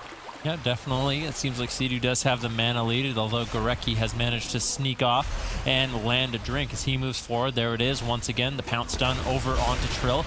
No follow-up, but I like that he has that available. Gorecki didn't actually get any mana there, so although Sidu has been pressured far more in this game, his mana is a lot better, so if he can just hold on for a little bit longer, they might end up securing the mana lead. Trill, or Chun-Li, sorry, still all over Sidu in this matchup, Ironbark and Thorns. And keep in mind the positioning Sidu has. He's doing a really good job with that wild charge up to this pillar, but he gets Death Grip back. That's unfortunate. Now he's kind of stuck here. Sitting duck with the leg sweep landing. Sidu in a lot of trouble. All three members of the boys looking to close out this game. Method Orange, they have to stay alive. They might get knocked down to the lower bracket, and the boys have done it in this series, knocking down Method Orange 3-2. Them Nagran Arena gates are now open. Yep, Venruki and I are both accustomed to the Canadian winters, and it's similar experience for Omnivore here against a Frost Mage. He's going to need a cozy cabin and a nice fire to keep himself warm, because trying to move is going to be quite a task. Well, lucky for him, Rosita Jones is a Fire Mage and might be able to provide some of that comfort, as Fire Mages can do pretty good consistent damage to that Frost Mage, but it looks like Omnivore is going to be going after Snuts, and good luck, honestly, with the way Snuts is playing it in Ghost Wolf. The way Ghost Wolf works is it suppresses snares, so if Omnivore is snared and Snuts is not, he should be able to get away, but a good first push here from For Fun. Not Combustion used, but Rosita Jones did drop the Meteor, but now Omnivore, look at him. I don't think Ellie Mage has a name yet, and I want to call it Canadian Cleave, because you've got the Resto Druid, which is the trees in the forest. Then you got the Shaman, that's the wolves out in the wilderness. Then you got the Frost Mage, that's obviously the snow. That'd be a good name, right? I feel like you're reaching just a little bit. I'm not reaching at a lot all. of countries would fit into that description. Yeah, probably, but how many countries have snow and wolves and trees? Siberia Cleave. Probably every single one almost. Yeah, for sure. Yeah. But it's Canadian Cleave. Okay. Because it's cool. We're going to veto that one real quick. Omnivore. Wow. Omnivore, once again, Omnivore is going to be playing Gnome, and I think he's going to need all the help he can get, so I think that ratio is really strong. I think it's underutilized by a lot of teams and players, especially when they go up against mages, being able to break yourself out of roots. Snuts actually taking a tremendous amount of damage right now. Cubsy having a difficult time keeping him alive. Gladiator Safeguard does proc. Cubsy polymorph, and Snuts is going to continuously just run away. Whoopi is running Feral Affinity, and Gurecki really showcased it quite effectively in that last series, and I think it's mandatory against double spellcaster, even the threat of an elemental shaman. That extra added damage can often just be enough for your team to push the other team over the edge. Although it's not easy to do, you have to be weaving into cat form, jumping into the fight, getting your damage out, then immediately retreating back to the pillar before they switch to you. Otherwise, you will just get decimated. And Snuts has experience in the last cup against this Feral Affinity. Whoopi is much less experienced on Druid overall and might get caught here. He's hugging the pillar for dear life, but if Snuts can close in with the rest of the Stormkeeper, big lightning bolt. Whoopi loses out on that frenzied regeneration from Guardian Affinity, so he can't immediately reset his own health, and he's taking quite a blasting from the Super Frogs. Yeah, this is not the spot you want to be in. Wealthy Man just dropping Blizzard and Frozen Orb on your team. Luckily for Whoopi, he has Innervate, but Wealthy Man kleptomanias that immediately. He says, give me that spell. And now Whoopi's going to have to expend his own mana, not free of charge, to keep his team alive. But For Fun has managed to stabilize in this matchup. Omnivore pushing midfield once again, looking for a little bit of damage. And the Feral Affinity from Whoopi, that is a difficult talent to pull off. We'll have to see if they can make it work. Omnivore getting bursted down. Iron Bark gets traded out by Whoopi, who really hasn't been able to drink in this matchup. He's trying to push in and pressure Cubsy, but Cubsy's the one. He's been able to escape. He's been able to drink to full, and this is looking good for Super Frogs. Yep, good composition in game one from the Super Frogs. They're obviously watching For Fun's previous competition with Omnivore and Rosita playing this Fire Mage Arms Warrior even last year as well, so it was an expected blind pick from them. They lock in the Elemental Shaman and the Frost Mage, both with tons of stuns and snares to prevent an Arms Warrior from going anywhere, and now he's caught in center field and looking for a Storm Bolt, trying to connect some damage with that Sharpened Blade combo together with Combustion. Big hit there onto Wealthy Man, and Cubsy likely needs to respond. No, Wealthy Man with some effective kiting, just avoiding the damage, and Cubsy easily recovers. Whoopi now in the back line in cat form, and likely actually going for a drink himself, and that's a smart move. When your team creates pressure, the other team is going to try and run away. While they run away, they can't stop you from drinking, but Whoopi did not actually ultimately get that much mana back from that attempt, so Cubsy has a significant lead. Yep, Omnivore just tanking a lot of this damage, but the problem is Omnivore with limited uptime in the matchup, with how much damage he's taking, right now he can survive, but in Dampening, Whoopi's going to have to use a lot of mana to keep him stable as he just needs Frostbolt after Frostbolt in this matchup. Now going after Wealthy Man, who's happy to just kite him around the map quite easily. Rosita Jones now looking for a little bit of damage as he connects some fireballs and polymorphs on Snuts. Omnivore manages to find his way with the Wealthy Man for a little bit here. Cubsy actually just throwing out some Solar Wraths to increase his team's damage. Comfortably sitting at a healthy amount of mana. Whoopie falling behind. They just need to stop Whoopie's mana. Keep attacking Omnivore, deny Rosita Jones from getting crowd control, and stop Whoopie from drinking. That is what Super Frogs has to do to claim victory in this game. Yep, stall-based composition. Best strategy is to stall the game, focus on the easiest target, which in this case is the Arms Warrior due to his limited mobility versus a Frost Mage and Elemental Shaman. It's up to Omnivore to really find some opportunities here in Dampening. He can combo Sharpened Blade with Whoopie's Feral Affinity and the Combustion of Rosita Jones. With that triple threat, they may have enough damage to actually get a kill, but they have to make it deeper into Dampening and then set up that connection while still being under fire by the Super Frogs, and it is definitely not going to be easy for them overall in game number 1. It's the lower bracket. Both these teams face elimination, but Super Frogs are definitely the dominant team in the lower bracket, and I'm expecting to see them advance to face Method Orange on Championship Sunday. Yeah, Wealthy Man with his Icy Veins looking to get aggressive in this game. Iron Bark going to be used by Whoopie. His mana is not doing great, and at 6% Dampening, he's going to have to stay in the fight for longer. Good crowd control on Snuts and Cubsy. Interrupt on Wealthy Man as Rosita Jones and Omnivore turning their attention on him. Yeah, most certainly. Wealthy Man, this is where we want to see for fun forcing ice blocks from the Mage, just as Dampening sets in, so that when we get into the deep end, he doesn't have any ice blocks to trade and go immune to damage and just falls over. Omnivore constantly under pressure, but despite that, tackling through it, going after Snuts with Maledicts flying forward. Snuts takes a huge hit, but Cubsy's got his back. Whoopie somewhere on the map in cat form, not actually getting a drink. That elemental from the Elemental Shaman, that Fire Rock Elemental chasing Whoopie, keeps him in combat and stops him from drinking. That's a nice move by Snuts going after that Primal Elementalist talent and sending that Elemental to do the duty of babysitting Whoopie and denying his drinks. Definitely a good talent choice. Whoopie's going to be stuck in combat.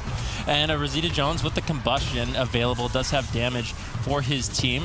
Ready soon. Full stun now on Snuts as they look to find some pressure in this matchup. Whoopie actually forced to use the Iron Bark in that exchange, and as Dampening gets higher, this damage is going to become more and more significant from Wealthy Man and Snuts. Lightning Lasso now going to be used to prevent a little bit of damage and keep them locked in place. Actually, it wasn't the Lightning Lasso. It was just the additional damage is going to be used with that Thunderstorm. Rosita Jones taking some burst. Omnivore still caught in midfield. Polymorph spam from Rosita Jones, really just trying to slow down this damage from Wealthy Man and Snuts and buy Whoopie a little bit of time to sit down and drink. And he's actually doing that right now, which is ultra important. If he can regenerate his mana completely, wasn't able to get all of it, but a little bit of mana regen. All of it. That's not very much. Cubsy's still massively ahead here in game number 1, and they definitely won the comp pick in this blind pick matchup. It's elimination time here today on Saturday. We got this series and one after. We might be sending Method Orange home. We could even be sending Super Frogs home, and for fun, have any surprises in store. Deep in Dampening, if you're just tuning in, you don't want to go anywhere. Some of your favorites battle it out to stay alive. Yeah, Whoopie once again forced to use the Bark to get another swap coming in from Wealthy Man and Snuts. Good control from Rosita Jones, looking to stall out the game. Combustion available. Once again, I believe Rosita Jones is playing the Firestarter Flame Cannon build, so the Fireball spams are going to allow him to reset his Combustion and get significant damage off consistently throughout the game. But at 22% Dampening, the Warrior Fire Mage, all they need is one good offensive push to potentially close out the game. We saw how low Snuts got early on. If Omnivore can actually manage to keep some uptime, if he can hold on to the Avatar as well as basically everything else with the Escape Artist, they might be able to take Snuts down, and this might be the push they're looking for. Snuts getting a little bit low. Combustion, Maledicts flying in as well. Omnivore drops the War Banner as he's looking to chase down Snuts. They pulled out quite a bit. The Astral Shift And the Gladiator safeguard, so Snuts manages to survive, but that was a good push there. If Rosita Jones can reset his combustion fast enough by spamming out Fireball, they might be able to have one more attempt on Snuts. Cubsy still sitting healthy on mana, and Iron Bark. Omnivore rotting down low. Whoopie going for drinks, but Wealthy Man and Snuts, they just have way too much pressure on Omnivore to really allow that. Yeah, most certainly they do, but looking at that mana bar for Whoopie, and I'm looking to say that it's not too good for fun here in game number 1. Whoopie has now managed actually to sneak away, sitting in stealth, and no one actually denying his drink.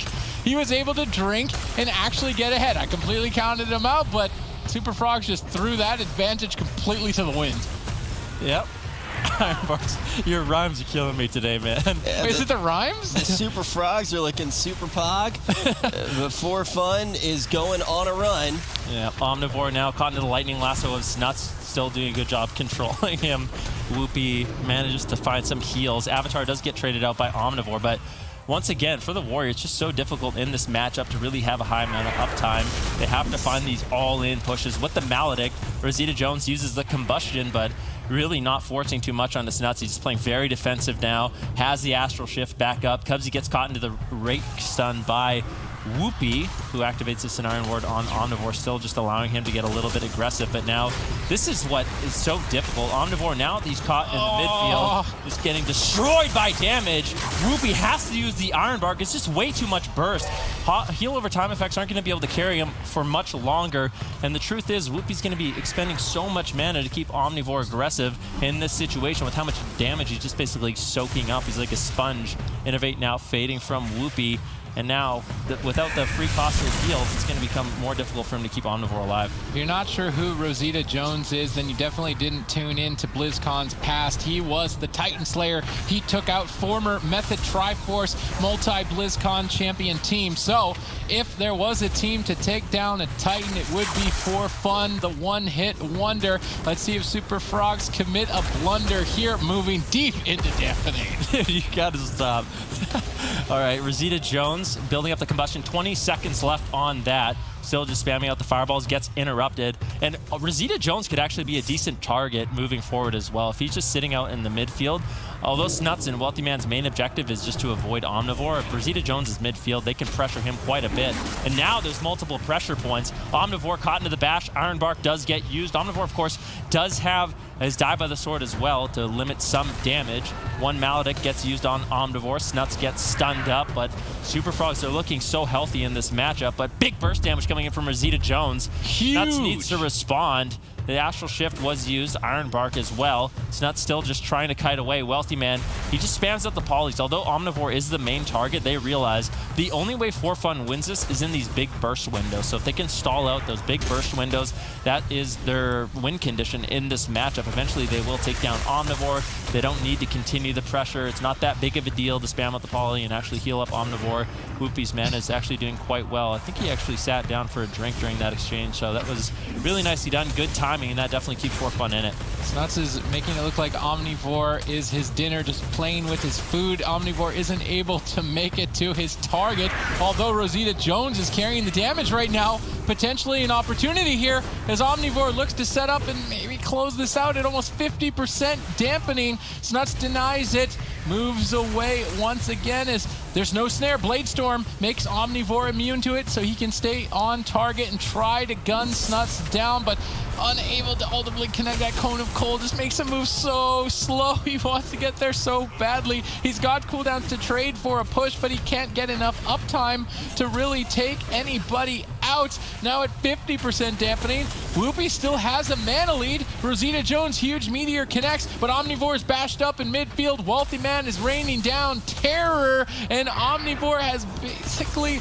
not much. I mean, the cooldowns are there, but he doesn't have any healing. We're at 52% healing reduction even after these recent changes, and Whoopi is still just going at it. Snuts finally taking some hits here as Rosita Jones basically has to solo carry. Whoopi sets up maybe for a kill here. Rake stun into Cyclone and Cubsy. Maledict Stormbolt on Snuts. Crowd control looks good. If Forfun can do that again, I actually think Snuts may go down. Yep, Cubsy had to trinket out. There's a full bash onto Snuts. Polymorph on Wealthy Man. Any crowd control on Cubsy. This could be the game, but Omnivore in a lot of trouble. Activates the Avatar. Lightning Lasso comes in from Snuts. Omnivore trinkets out of that immediately. He does not want to mess around with that percentage-based damage at this point in the game, and Snuts is almost in execute range. I don't know if Cubsy's going to be able to recover this. Luckily, Wealthy Man coming in clutch with the Polymorphs on Rosita Jones, slowing down those fireballs. Whoopi pushes in. Rake stun onto Cubsy. Snuts getting low. Omnivore could be in some trouble. There's a Cyclone on Cubsy, and Snuts might actually fall. Rosita Jones spamming out the fire spells, trying to keep him down. Omnivore reconnects just for a second.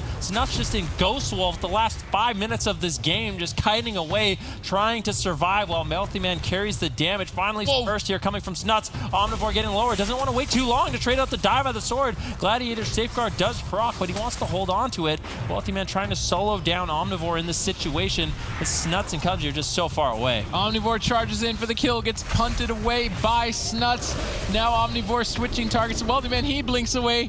Omnivore's got nobody to hit, and that's a very sad warrior in midfield, currently at 61%. Dampening, desperately trying to make his way to a target, but with Maledict soaking up the healing, there's nothing left for Forfun. Super Frogs tap him out. Having a Fire Mage backing you up when you do is a lot better than just having a Frost Mage snaring him, because the Elemental is going to be free casting in that case, and that's going to be very, very scary. I mean, there's basically two priority targets between both Wealthy Man and Snuts. They're both ranged. Omnivore is the only melee in the game, and in a game with 5 other caster ranged classes, you don't want to be the only melee, especially when one of them is a Frost Mage. You're just going to be snared up the entire time. Snuts will stun you and punch you away with Lightning Lasso. This composition was crafted to counter Omnivore. Smart decisions by the Super Frogs, and unless Forfun can pull out a huge chunk of damage with that Sharpened Blade combined together. Actually, not running Sharpened Blade, Omnivore it's a very interesting decision. I was thinking Sharpened Blade's the only way that they can find a kill, but he's actually decided to drop it. I'm wondering what he's picked up instead. Yeah, it's definitely a little bit peculiar. Sharpened Blade, normally a staple talent choice for Arms Warriors, but maybe they figure they're going to be getting into such deep dampening that Sharpened Blade is kind of irrelevant at that point. Yeah. When you're at 60% dampening, how effective is Sharpened Blade? Well, the answer is very effective, but still, maybe you don't necessarily need it and would rather have something else throughout the game. What do you think about Fury Warrior?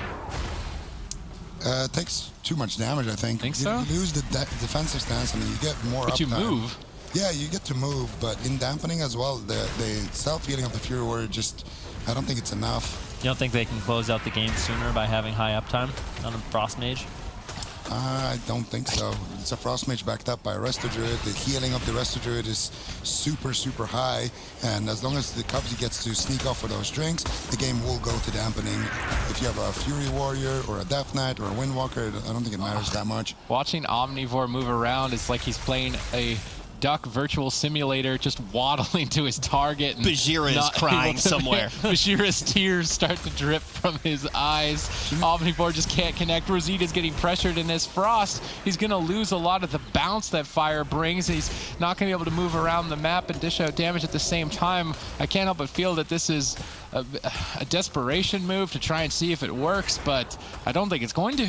Yeah, like we kind of talked about, it's just what were they thinking? What does Frost Mage have that the Fire Mage doesn't? You have snares, but that doesn't really help. Omnivore has a snare. The problem is Wealthy Man can just blink around in this matchup and get away, keep Omnivore in roots during this game, and Rosita Jones on the Frost Mage is going to be more susceptible to damage as well. It's also more difficult to get off his damage, at least as the Fire Mage, you're consistently building up the Fire Blast. When you spam out the Fireball, gives you some instant cast punch later on. Well, the Frost Mage, even when he's left free, he's not really going to do much. So we like to talk about having multiple high threat targets. And Omnivore is for sure a good target for Super Frogs.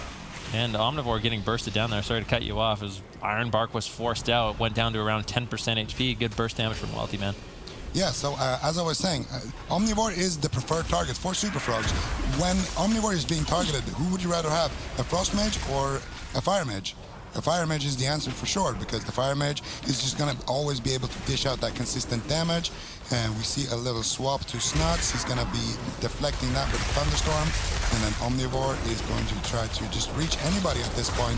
But we can see already the mana from Whoopi way lower. Rosita Jones has been getting chunked down time and time again, just not providing too much, really. Look at Omnivore just hiding at the center pillar, hoping somebody comes to play, but he just can't get anywhere if he tries to chase down a target. Now Lightning Lasso. Maledict's huge damage. He tried to make something happen and just gets disappearing slowly but surely from the match. Another Maledict's to soak up even more healing. We're not even into dampening. Cycloned at low health, basically bad manner at this point. They need to get Omnivore out of there, man. This isn't going to work with a Warrior. Yeah, and Rosita Jones on the Frost Mage just cannot provide the same amount of counter pressure as a Fire Mage, and that's what we were talking about, and the reason we sort of criticized this pick coming in for fun. Maybe late game they can make something work, but they literally just got every single cooldown from Omnivore. They got Rallying Cry, they got the Die by the Sword, they got Ironbark from Whoopi. Whoopi's almost doomed, Cubsy's full mana. Super Frogs just has everything going in their favor. Lightning Lasso, waiting for this hit. Snuts is actually counterspelled, waiting to just chuck out two gigantic lightning bolts. One lightning bolt, two lightning bolts. Where are you going to go, Omnivore? You're stuck in midfield. You're going to leap back to the pillar and hide? Well, your Druid doesn't have very much mana. You've got no option but to chase down a target that you just can't catch. You don't have any options, Omnivore. He's trying to retreat back to the room, but his death is an inevitability at this point. Well, the one thing they got going for them is that they can abuse the as I say that, they're swapping over to Whoopi. Yes, the Whoopi getting bursted down. Cyclone coming in from Cubsy as well. Dampening has just kicked in, and the pressure from Super Frogs is so much higher in this game as they're just not scared of Rosita Jones' free casted damage.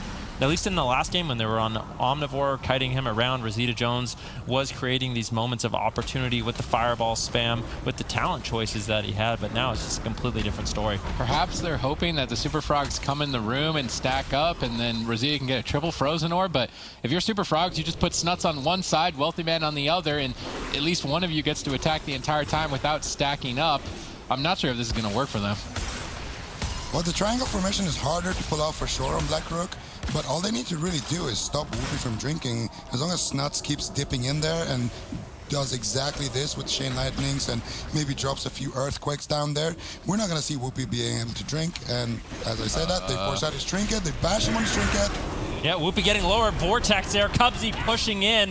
Whoopi really getting punished for playing that Feral Affinity. No Frenzied Regeneration going to be available as he dispels one Maledict. Cubsy looking for a Cyclone to pause his HP. Whoopi with a nice bash Cyclone of his own. Now Wealthy Man taking a little bit of burst damage, but the control from Wealthy Man too great. Rosita Jones not able to get out any additional damage. Omnivore charges over to Snuts and just gets swatted away. Timeout in Omnivore's room here. He's been grounded basically by his dad, the Super Frogs. He's just not allowed to get out there and do anything at the moment. Now Whoopi under fire as Super Frogs constantly switch their attention to multiple targets. Ray of Frost being channeled here currently onto Snuts by Rosita, but not generating any semblance of damage whatsoever. Whoopi and Omnivore now both in timeout and grounded by the Super Frogs as all three of them try to figure out how to make something work, and I don't really see any options. They don't have enough lockdown. The composition that Super Frogs have brought has too much disruption for them to look for crowd control kill windows. Maybe a deep dampening Feral Affinity all in on Cubsy, but even that's a reach. Yeah, that's definitely a reach. Blizzard's going to be dropped out by Wealthy Man. He's putting Blizzard on one side, Frozen Orb on the other. Whoopi looking for a drink, but there's no hope. There's no way he's going to get a drink in this matchup. There has to be an offensive push at some point for fun. But one of the problems with the Frost Mage as well is Snuts is going to be a little run away from a lot of the damage Rosita Jones has. If he builds up his Frozen Orb, he tries to Common Storm and Ice Nova, Snuts, if he's just running away, he's going to be able to avoid a lot of that burst damage, and then the damage kind of runs out. Rosita Jones now getting interrupted. Whoopi getting caught into the cap stun as Snuts moves in. Wealthy Man drops a Frozen Orb. Omnivore, Whoopi, and Rosita Jones, all three are rotting down, and think about how Cubsy's feeling this game. He's chilling out. He's chilling this entire day. Just sitting back, enjoying. Literally this entire day, Cubsy has not even been on screen and wins the game. He just sits 80 yards away, keeps up his hots, keeps drinking. There's no harm to be brought to him. He's brought in these wizard compositions with the Destruction Warlock and the Elemental Shaman and the Frost Mage. finally some counter pressure, but it's mostly due to the fact that Snuts is actually just trying to attack rather than play safe. As soon as he starts playing safe, he easily recovers. Potential damage here from the team of Super Frogs. Whoopi is really struggling to heal through this. That Maledix is healing so much. It's absorbing so much healing. Whoopi could just fall over. He's running Feral Elephant, and he's got no way to bounce back into the fight.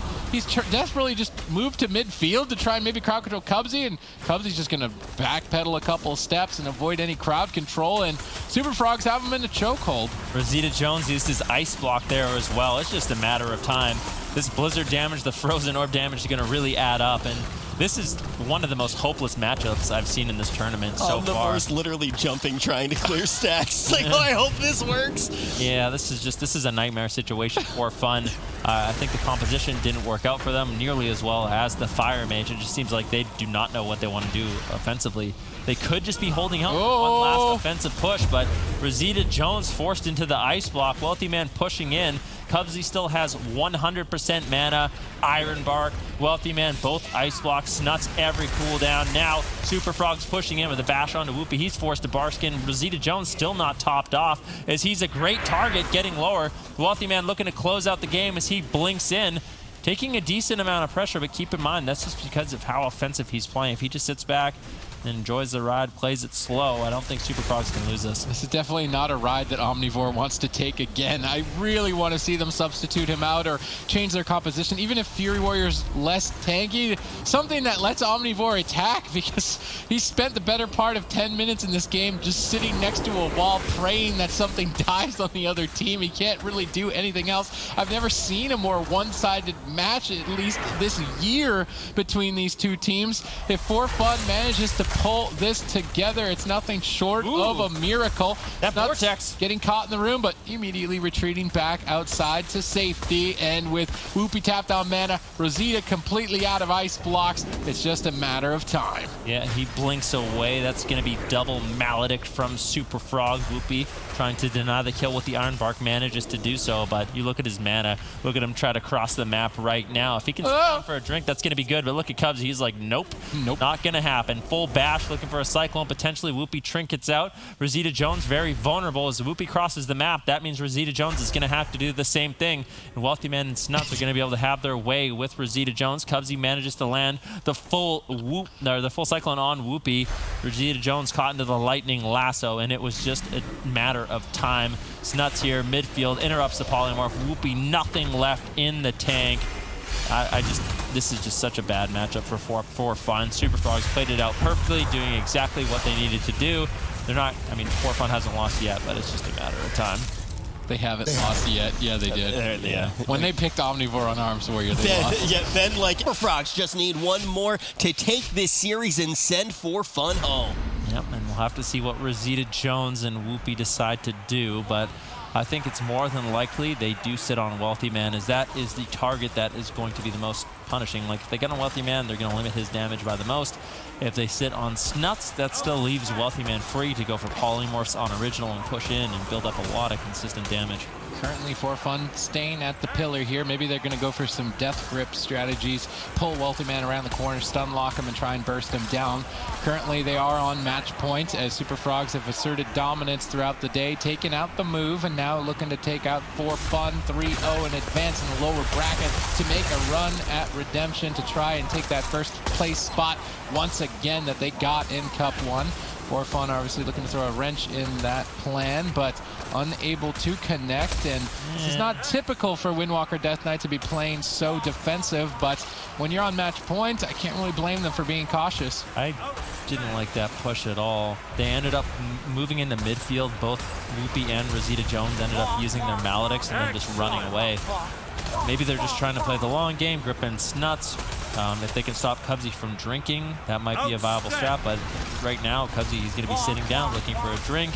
Original is falling a little bit behind on mana. You can see Snuts and Wealthy Man keeping him at bay. I think it's a little bit of a coincidence that there's a bunch of chickens running around the pillar that he's running away the entire game with. It's like they're mocking the team at this point in the fight. They're on match point, though, here. Super Frogs lead 2-0. Can Original substitute in on that Shaman be the X factor for his team? I just feel like in dampening, Rosita Jones is disadvantaged. His Death Strike is so much weaker. Waiting for dampening, I'm not sure if it's the right decision. We saw this strategy, this exact same strategy implemented by the Windwalker DK earlier, and the result was essentially that the Windwalker DK eventually just lost to that damage behind that pillar, and this pillar is also a very small pillar, so you're not really going to be able to utilize it too much if you just stay behind there and try to grip someone in and stun them. I actually think it was against Super Frogs, the boys versus Super Frogs, I believe, where they just grip people behind the pillar. Dampening went to about 60-70%, and then eventually the Windwalker DK lost. I want to see a different strategy here. I want to see a all-in push onto someone like Wealthy Man before Original just loses that mana edge completely, because as it is right now, Original is slowly going to lose his mana. Cubs is going to get to drink as much as possible. Dampening is going to be so high that the Blizzard and the Orb damage and the Stormkeeper damage is going to be too high for them to do anything, as we see Wealthy Man shove another Orb behind there, and it's not slowed up. Another Stormkeeper with Chain Lightnings. Yep, so one thing that's happening in this matchup, Whoopi's going to be moving forward. Maybe they want to just reposition, I guess, to a new pillar, but one thing I'm noticing in this game is Snuts and Wealthy Man are really doing a great job at shutting down Whoopi's damage. As the Windwalker Monk, your main moment of burst is going to be with your Storm, Earth, and Fire and that Fist of Fury. So what's happening? They grip in Snuts, they stun him. Whoopie summons Storm, Earth, and Fire, goes for a Fist of Fury, and Snuts saves his Thunderstorm for that moment, knocking away the Storm, Earth, and Fire, and then Wealthy Man is actually novaing them far away. And once those images are caught into a Nova, there's no way for them to get out. They don't get the Trinket, they don't get Tiger's Lust, and that really limits and hurts the burst a Windwalker Monk can do. So intelligent plays by Super Frogs, especially as they are going for this stall tactic. It's one of the best things they can do to stay in the game longer. Great coordination between the Frogs. They are definitely super here in this series. They stalled out Omnivore for 2 games in a row to the point where he just decided, I'm going on the bench. I do not want to be kited. I'll just simply exit the arena at this point and allow my team to try and carry me for the rest of this series. The composition that the Super Frogs have crafted is quite effective at dismantling melee classes, and even still substituting in the Windwalker for the Warrior doesn't seem to be giving For Fun that much of an edge, and once again Super Frogs have him in a chokehold. I honestly believe, and this is just my take on the match, that For Fun is giving Super Frogs way too much respect in terms of the damage that they can do. Frost Mage damage isn't that significant if you're just sitting on them. They can actually make an offensive push on Wealthy Man, get some pressure, burn Cubsy's mana, but doing this, every time they grip in Snuts, he's going to be fine. Look at him, he's barely taking any damage, he just walks away, and in the meantime, Original is just eating a full frozen orb of Blizzard. Wealthy Man serving up a nice cold serving of snow to these two. Okay, that was bad. Every time I hear Could be worse than Sid's last line. These Frogs are looking super. Elliot, you get a free pass. I swear the chickens in this arena just clucking the whole time. I'm surprised that the chat isn't just filled with buck, buck, buck, buck, buck, because it keeps. Well, there goes the chat. You just got everybody banned, I'm sure. Don't spam, chat. Don't spam. All right, 2% dampening. Obviously, for fun, they feel like they have an advantage late game, and maybe this is one strategy I'm considering. Maybe they just want to have Original hold on to his mana as long as possible so they can do a purge all in. So they want to have Original be 80, 90, 100% mana so he has enough gas in the tank to throw the purge button down over and over and over on Snuts as they try to run him down, limiting Cubsy's healing output, and maybe that's a win condition that they have, but I just don't know if it's going to happen. Well, we've already seen this strategy implemented, and what happens is slowly but surely the Windwalker DK just dies to the pressure before it even gets to that point. They're going to start having to use their defensives just to actually survive, and Whoopi's going to need his Touch of Karma to chase out in the open when dampening is high especially. So I just don't see that strategy working at all. They're essentially just waiting for their demise here. I think what they should be doing is go on Wealthy Man, chase him, all in him with those triple maledicts, try to force out one of those ice blocks, then maybe retreat for a little bit, then go out again, do it again. That way you're at least forcing out those 5-minute cooldowns. At best here, you're going to force out a 1.5-minute cooldown in that astral shift from Snuts. Cubsy is going to have his Iron Rock to fall back on whenever he wants to. Cubsy can drink whenever he wants to. You just never put yourself in a situation where you're actually going to be able to win the game. You just don't have a clear win condition by doing what For Fun here is doing. And as I say that, they're finally going after Welcome, and now when he blinks away, I want to see them chase him. But they don't. Yeah, I think an important thing too that you start to mention is is the For Fun win condition. Maybe it is not that blurry. Maybe it is a clear win condition, but it seems like one that they have to get to a critical point in dampening, a critical mass of dampening for it to actually work. And the comp itself doesn't seem to live long enough to actually get there. It's like they're trying to get a neighborhood and they don't have enough gas in the tank to actually make that trek. Well, it just comes down to you have to force out all of these big cooldowns in dampening then, and you are the melee cleave, you're the ones who are limited, you're the ones who are on the clock. Whoa. Astral Shift gets forced out. Original left in the midfield. Whoopi trying to keep him alive. Wealthy Man blinks in. That's a scary moment for Original in the match as he camps out in Ghost Wolf looking to regenerate his health. You cannot be doing that as For Fun. You have to be really careful. Superfrog's able to dump so much damage. They have it all stored up. Now Wealthy Man blinking in, feeling maybe overconfident. He needs to get out of there and stick back to his original game plan. As much as that Go did pressure Original, though, he doesn't have to lose his Link, and he still gets to hold on to all that juicy mana inside the tank. Goes into Ghost Wolf, lets that do the work for him. He lets that Pack Spirit do the healing. Whoopi now going to be the target of the pressure because it seems like Superfrogs want to be the only team that ever even put their toe on the gas pedal. It's not looking too good here for Fun. Basically, the strategy that Venruki outlined earlier is the only thing that it even makes sense logically. Original wants to save his mana to use Purge, which removes Restoration, Druid, Heal over time effects, but it costs a lot of mana. So For Fun basically do nothing to limit the amount of damage they take, conserve the most amount of mana they can for as long as they possibly can. That's the dumbest Venn diagram I've ever seen. Deep in dampening, they can go for a kill. This was just a precautionary measure for the Stormkeeper, but not for Wealthy Man's Icy Veins, which is still available. They dropped Earthen Shield Totem and Earthen Shield. It's mistakes, okay, but they've been having a rough series, so let's give them some slack. All right, Rosita Jones using the anti-magic shell as well, as Original gets caught in midfield. I don't even know why. Oh no, the Link! Spirit Link gets dropped out. Snuts with a beautiful knock out of that, so unfortunately that Thunderstorm will prevent Original from getting the full healing value, but he does manage to survive. And I'm honestly, I don't know why they're even crossing pillars at this point. Every time they cross pillars, Whoopi, Touch of Karma, Original, Trinket, Spirit Link, Astral Shift, every single button. I think they're a little bit too afraid of Blizzard. If they wait 10 minutes to execute on this strategy that I was trying to outline and they so rudely interrupted by taking too much damage, if they don't actually initiate this after 10 minutes, I am going to be the most disappointed ever that I've been. I can't even say sentences at this point.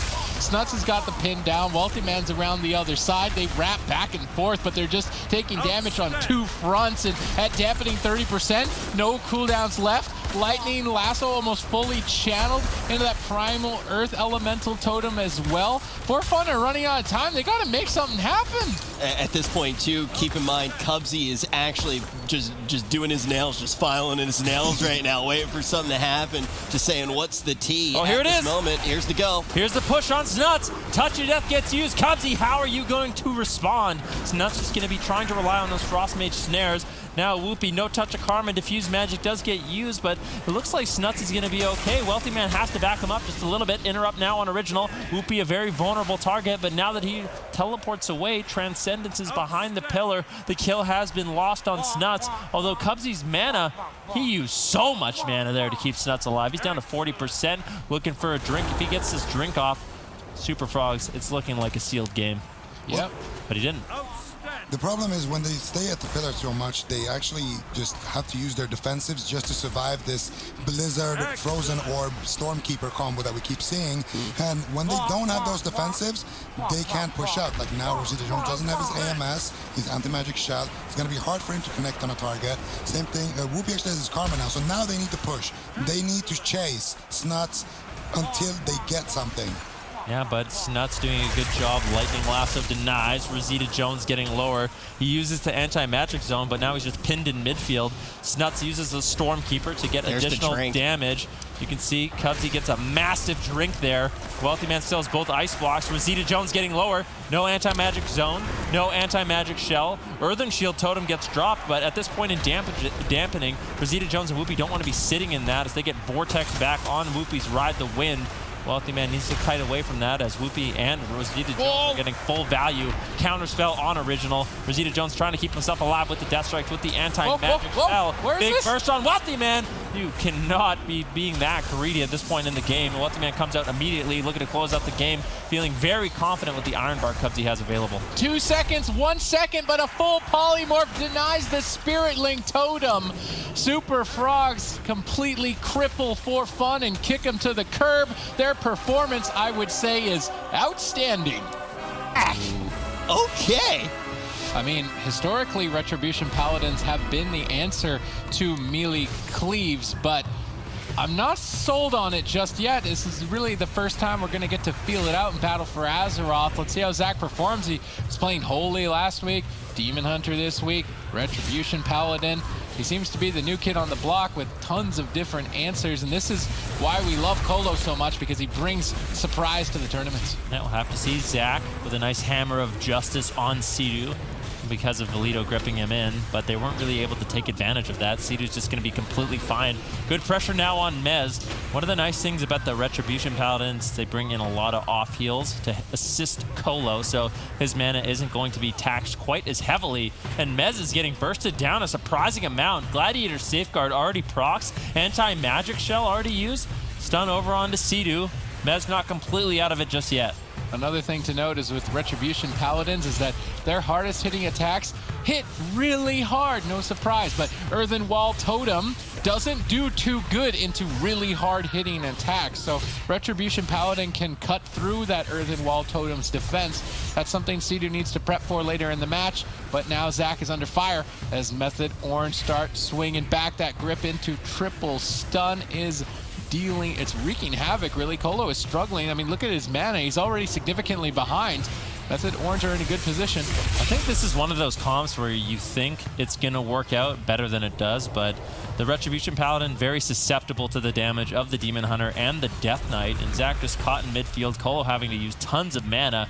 Trill consistently landing these mana rifts on Colo. Now Colo gets gripped in. Good pressure from Method Orange. Colo way behind on mana. He's going to try to go for a drink at some point, but Trill's main objective this game is just going to be hunt Colo down. Don't let him get stealth. Don't let him take a sip of mana. When he does, his reward is getting stunned into a mana rift, so that's definitely a difficult position to be in for Never Lucky. All right, there's still pressure going back and forth in this match. It's not entirely set in stone as to who is favored compositionally. Colo is in stealth, basically trolling Trill right now by running back and forth to the pillars. Trill can't find him, actually so much so that he went for the Shadow Sight Eyes, but he's Chains of Ice by Valido, unable to find him. Colo, though, didn't get to drink, and I mean, look at that mana. That's not looking too good for Colo. He's going to need to try and find it, but with Trill on the team, it's so difficult. They grip in Colo. They snag in the triple stun there just at the end of it, but no real damage off the back of the stun. It's really just the mana, and I want to see if Trill is running that mana rift, so whenever Colo gets stunned, they then look to combo it with a mana rift. He is running mana rift. That's going to be taking even more mana away from Colo throughout this fight, and on paper it makes sense, but unless Never Lucky get a lucky crit, I'm thinking that this is going to be a clean KO. Method Orange have that strategy to go after the mana bar. They're not stopping Colo. He just started drinking in the middle. No one saw him? Did he? How much mana did he get? Okay, not very much. But I was going to say that was a pretty big throwaway by Method Orange to not just deny that immediately. Yeah, Trill hopped over him to right away. Maybe they're just letting Colo get out of combat, sit down for a drink, and try to deny it right at that 5-second mark, so Colo kind of wasted a little bit of time. Trill once again having to chase down Colo, and honestly, I wouldn't even mind Colo, but if Trill just sat on Colo for the rest of the game in this particular matchup. Mez just has really good pressure on Valido, on Zach as well. Colo just constantly running away, being very annoying for Trill. Although Demon Hunters are good at shutting it down, Colo's just constantly forcing him to chase him down. He's not going to be able to put out as much pressure as Zach and Valido in this matchup. Colo has consistently had to find new teams every year, but he still gets to be a top contender time and time again. It really shows you that what doesn't kill you makes you stronger. Colo seeking revenge against former rivals and former teammates in the lower bracket, trying to make his climb back up to that crown in the finals. Can his new squad, Never Lucky, do it? They bring some surprise here in game number 1 with that Retribution Paladin. It packs a punch, but they've got to punch down Sea-Doo. I'm not sure if it's going to be enough. Yeah, Sea-Doo seems to be fine in this matchup as well. Anytime he gets gripped in, as long as he's in Ghost Wolf, he's really not taking too much pressure. Zach, once again, taking quite a bit of damage. Oh! Interrupted there by Trill. Can't bubble for a second. Might have to actually activate the Divine Shield. But with his eye for an eye, he should be able to survive. Colo also using his Iron Bark in that exchange. Huge healing on Zach, gets topped off. Now Colo's certainly looking for a drink. Mez in position to stop him with the Death and Decay, that red circle you see at the pillar. It's a ranged ability the Death Knight has. Mez can use that to easily avoid Colo actually getting drinks. Anti-Magic Zone is now used. I believe that was by Mez, so they're just trying to avoid some damage. This is the Avenging Wrath from Zach. That's when the Retribution Paladin really gets to put out significant burst. So Mez just trading out his Anti-Magic Zone, avoiding some of that damage, and trying to save some of Sea-Doo's precious mana. Dampening looking like it's going to be a requirement here in game number 1, but with Mana Rift on the side of Method Orange, Colo is significantly behind, and that Earth Elemental currently attacking Colo. Sea-Doo sends that minion off to deny Colo from drinking. He's got the responsibility of babysitting Colo and stopping drinks, but Colo does have Shadow Meld, which will also stop that Earth Elemental from attacking and allow him access to Prowl to sit in stealth and drink, and I really think that they need to trade Divine Shield for that or something. It's not looking too good here with double stun combo together by Method Orange. Zach suddenly catches a huge heal out of nowhere and totally restabilizes that situation that I thought could have been his life. Now I'm trying to reverse it, activating huge damage with that Avenging Wrath rolling, ramping up into big hits. Sea-Doo's mana is slowly but surely being taxed here. Colo's got a heal on, nothing though for much longer, and Method Orange keep their lead. Colo has no mana. He's nothing left in the tank. He has to get a drink here, potentially trading out his Divine Shield, but Sea-Doo, he's going to be hunting him down in Ghost Wolf, finding Colo. Colo got no mana there. 10% dampening. It's basically going to be impossible for Colo to heal through this damage. Demon Hunters and Death Knights both do such high consistent damage. There it is. A nice grip coming in from Mez into a triple Chaos Nova, into a triple Cap Stun. Good coordination, good teamwork from Method Orange. Colo still keeping his team alive. Zach still on the Retribution Paladin. His off heals are still significant with that Word of Glory. Avenging Wrath available in 6 seconds, and that might be something that can push Method Orange over the edge, potentially take away the last little bit of mana that Sea-Doo has. Mez is going to have to make sure he does a good job with his Anti-Magic Zone. Yeah, we see that traded out almost immediately to answer Zach's attack, but now they switch to Sea-Doo to bounce back. Can they stay on target, or will he fall apart is now the question. We saw Sea-Doo targeted down earlier in the tournament. It's definitely a pressure point. Zach's trying to gun him down, but not able to stay on target. Sea-Doo effectively kiting and avoiding a near-death experience. Colo is constantly running laps around the map to try and sneak into stealth, but he's not able to find a drink. Nice interrupt by Valito, slowing down Sea-Doo's heals, gripped into a stun. Good combo there, but reverse magic from Trill completely opens that up. Maybe just damages enough to push Mez over. I feel like in Dampening, the Retribution Paladin brings a bigger swing, and that might actually be enough to take down Mez. Yeah, Anti-Magic Zone has to be traded out. Sea-Doo got interrupted. That was a beautiful Mind Freeze from Valito to set up that burst damage. Mez still not out of it. Sea-Doo has to trinket, but he doesn't really have too much healing. He has no Ascendance, no Spirit Link, no Earthen Shield Totem. In a couple seconds, if Mez can hold on, he will have that safety net. Divine Shield has to be activated by Zach as Colo looks for a drink, but Mez getting lower and lower. Never Lucky could claim game number 1. Sea-Doo just tossing out the heals with the last little bit of mana he has available. Colo actually sat down for a drink. Troll didn't shut it down fast enough, and now Colo all of a sudden has enough mana to allow Zach and Valito to regenerate. All right, Sea-Doo You're caught in a stun midfield. Trill has used that darkness, the last real line of defense for Method Orange. Colo was behind on mana the entire game, but in Dampening, their pressure appears to be much higher. Sea-Doo is now almost tapped on mana, and Colo may look to be able to close this game out against Method Orange, and that would be critical to have the swing match advantage for the rest of the series. Method Orange are now backs against the wall, quite literally, with Mez that close to a literal wall. Valido trying to lead the charge. Zach's got Avenging Wrath in his back pocket. That's a huge hit that he can pull out at any time. He's gonna pop it. Pulls the trigger immediately. Mez responds with the anti-magic zone, but they don't line up perfectly. Zach will have more time with that cooldown where Mez isn't going to have the damage reduction. Sea-Doo activates the Ascendance to try to keep Mez afloat. He's just taking so much burst damage. Trill having to use the imprisonment on Zach to slow down this Retribution Paladin.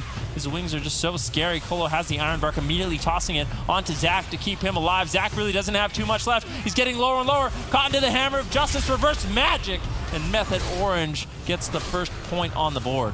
But it doesn't look easy, never lucky. They don't have any other option. Or that it's just a statement, right? Okay. I think when you do look at what Colo does like to do, what is the best? If you were completely evenly matched in a mirror matchup, you say that it's 50-50. This is a statement from somebody that likes to counter comp. Let's see what Colo can get done here, trying to say that he is the very best that someone ever was. All right, stun on Colo. He trinkets out to avoid a mana rift. I think that's going to be important for both of these shamans. They're just going to be using their trinket to rotate through these stuns, break out some of these mana rifts. And see Sea-Doo, he's actually playing Alliance in this matchup, whereas Colo, they've opted to play Horde, and not exactly sure why they went with Alliance, but I think Colo will get more value, especially if both shamans end up being trained a little bit later on. Mez taking most of the damage initially. Earthen Shield Totem is gone once again. Colo getting mana rifted.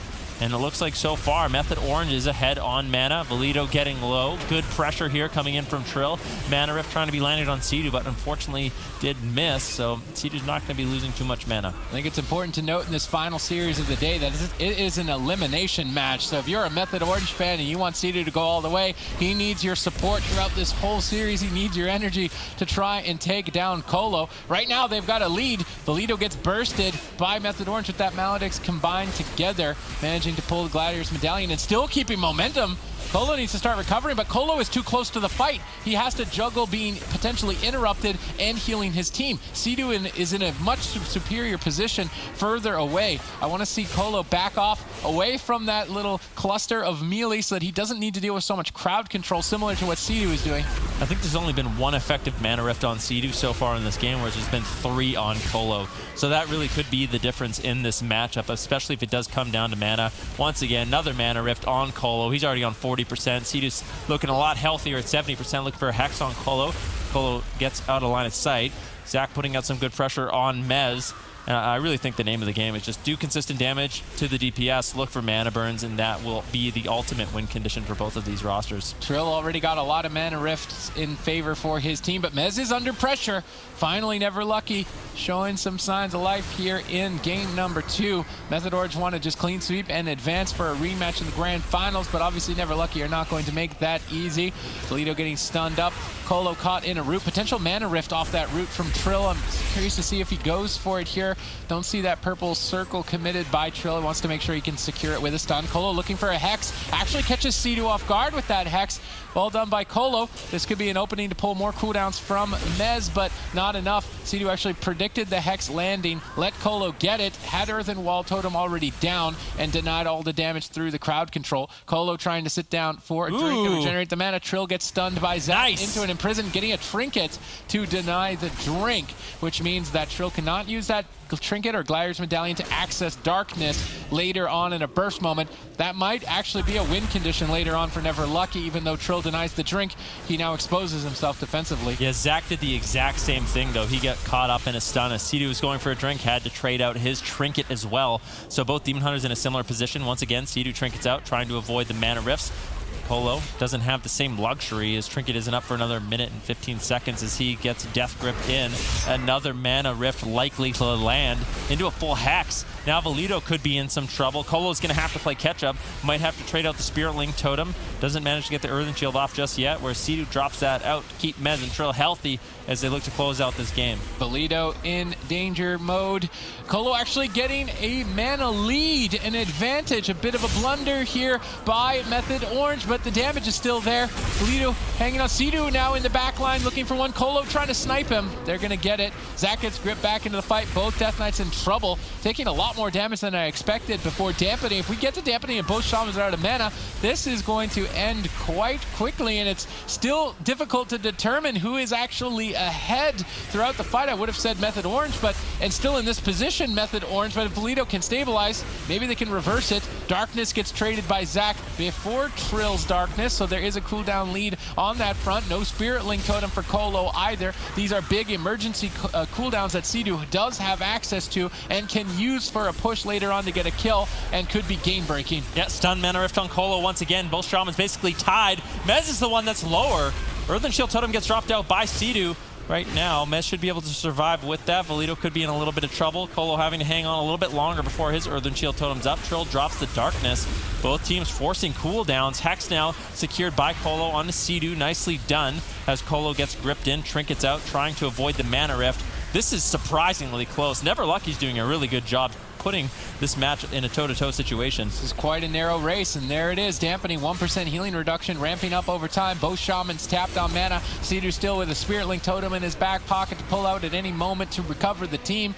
Colo doesn't have that option, so Never Lucky need to build momentum and swing the entire game off of it. They may be able to find it here, going after Mez. How much more can Sea-Doo take here? Colo looks for a Hex, gets denied on it. Mez now still in trouble. The damage is too high. Sea-Doo's next to him with Ascendant's Pack Spirit healing. Even though he's out of mana, that Ghost Wolf redirecting it to Mez, allowing him to stay in the fight a tad bit longer, and maybe Etch for the kill as Valido is so dangerously low. Maybe a cross kill. One more second on that anti-magic zone. He activates that, soaks up a couple hits, but now Mez also has it to respond. Earthen Wall Totem. This is a race to the finish with basically nothing left on either side. This is an exactly mirrored game. This is so scary for both of these Death Knights. Imprisonment on Sea-Doo. Colo just trying to get some heals on Valido. Mez catches a huge heal there by Sea-Doo. Both Shamans use Earthen Shield Totem. Sea-Doo trying to sneak away, but can't look for a drink. There is no way in this situation. It is a race to the finish.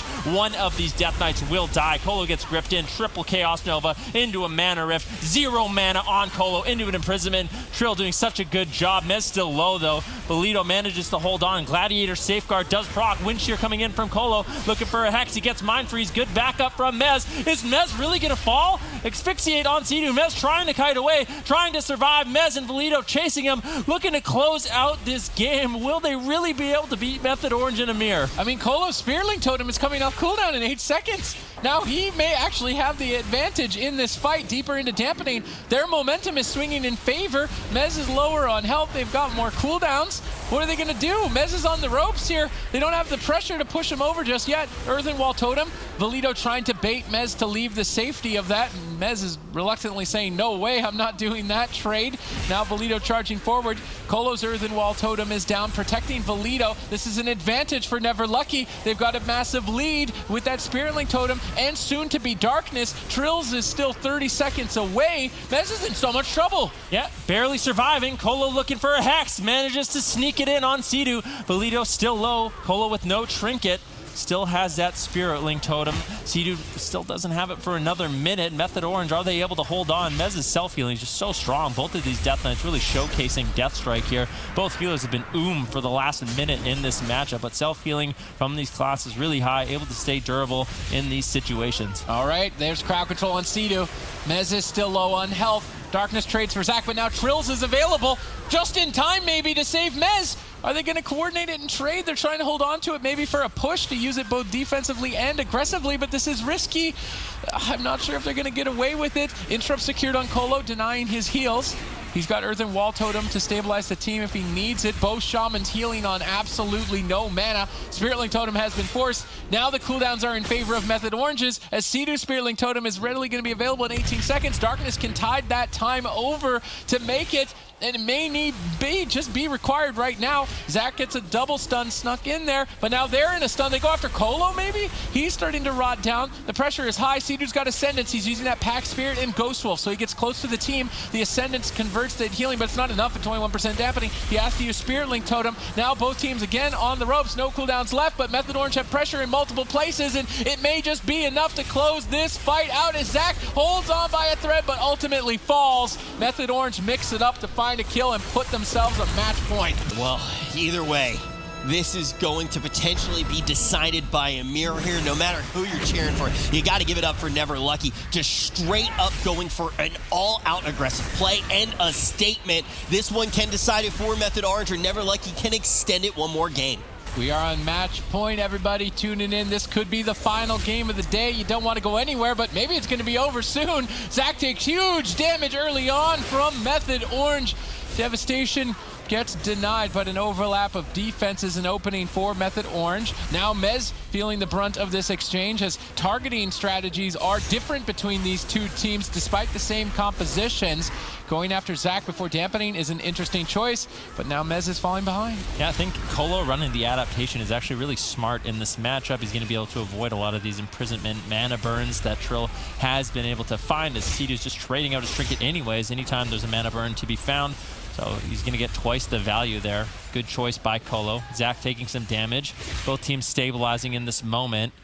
Really not too many cooldowns have been traded out so far. I think it will end up coming down to a mana race once again. It was a really well-timed disrupt by Trill, instantly interrupting Zach's I-Beam and denying his generation of Fury, so he cannot use Chaos Strike with that Metamorphosis activated.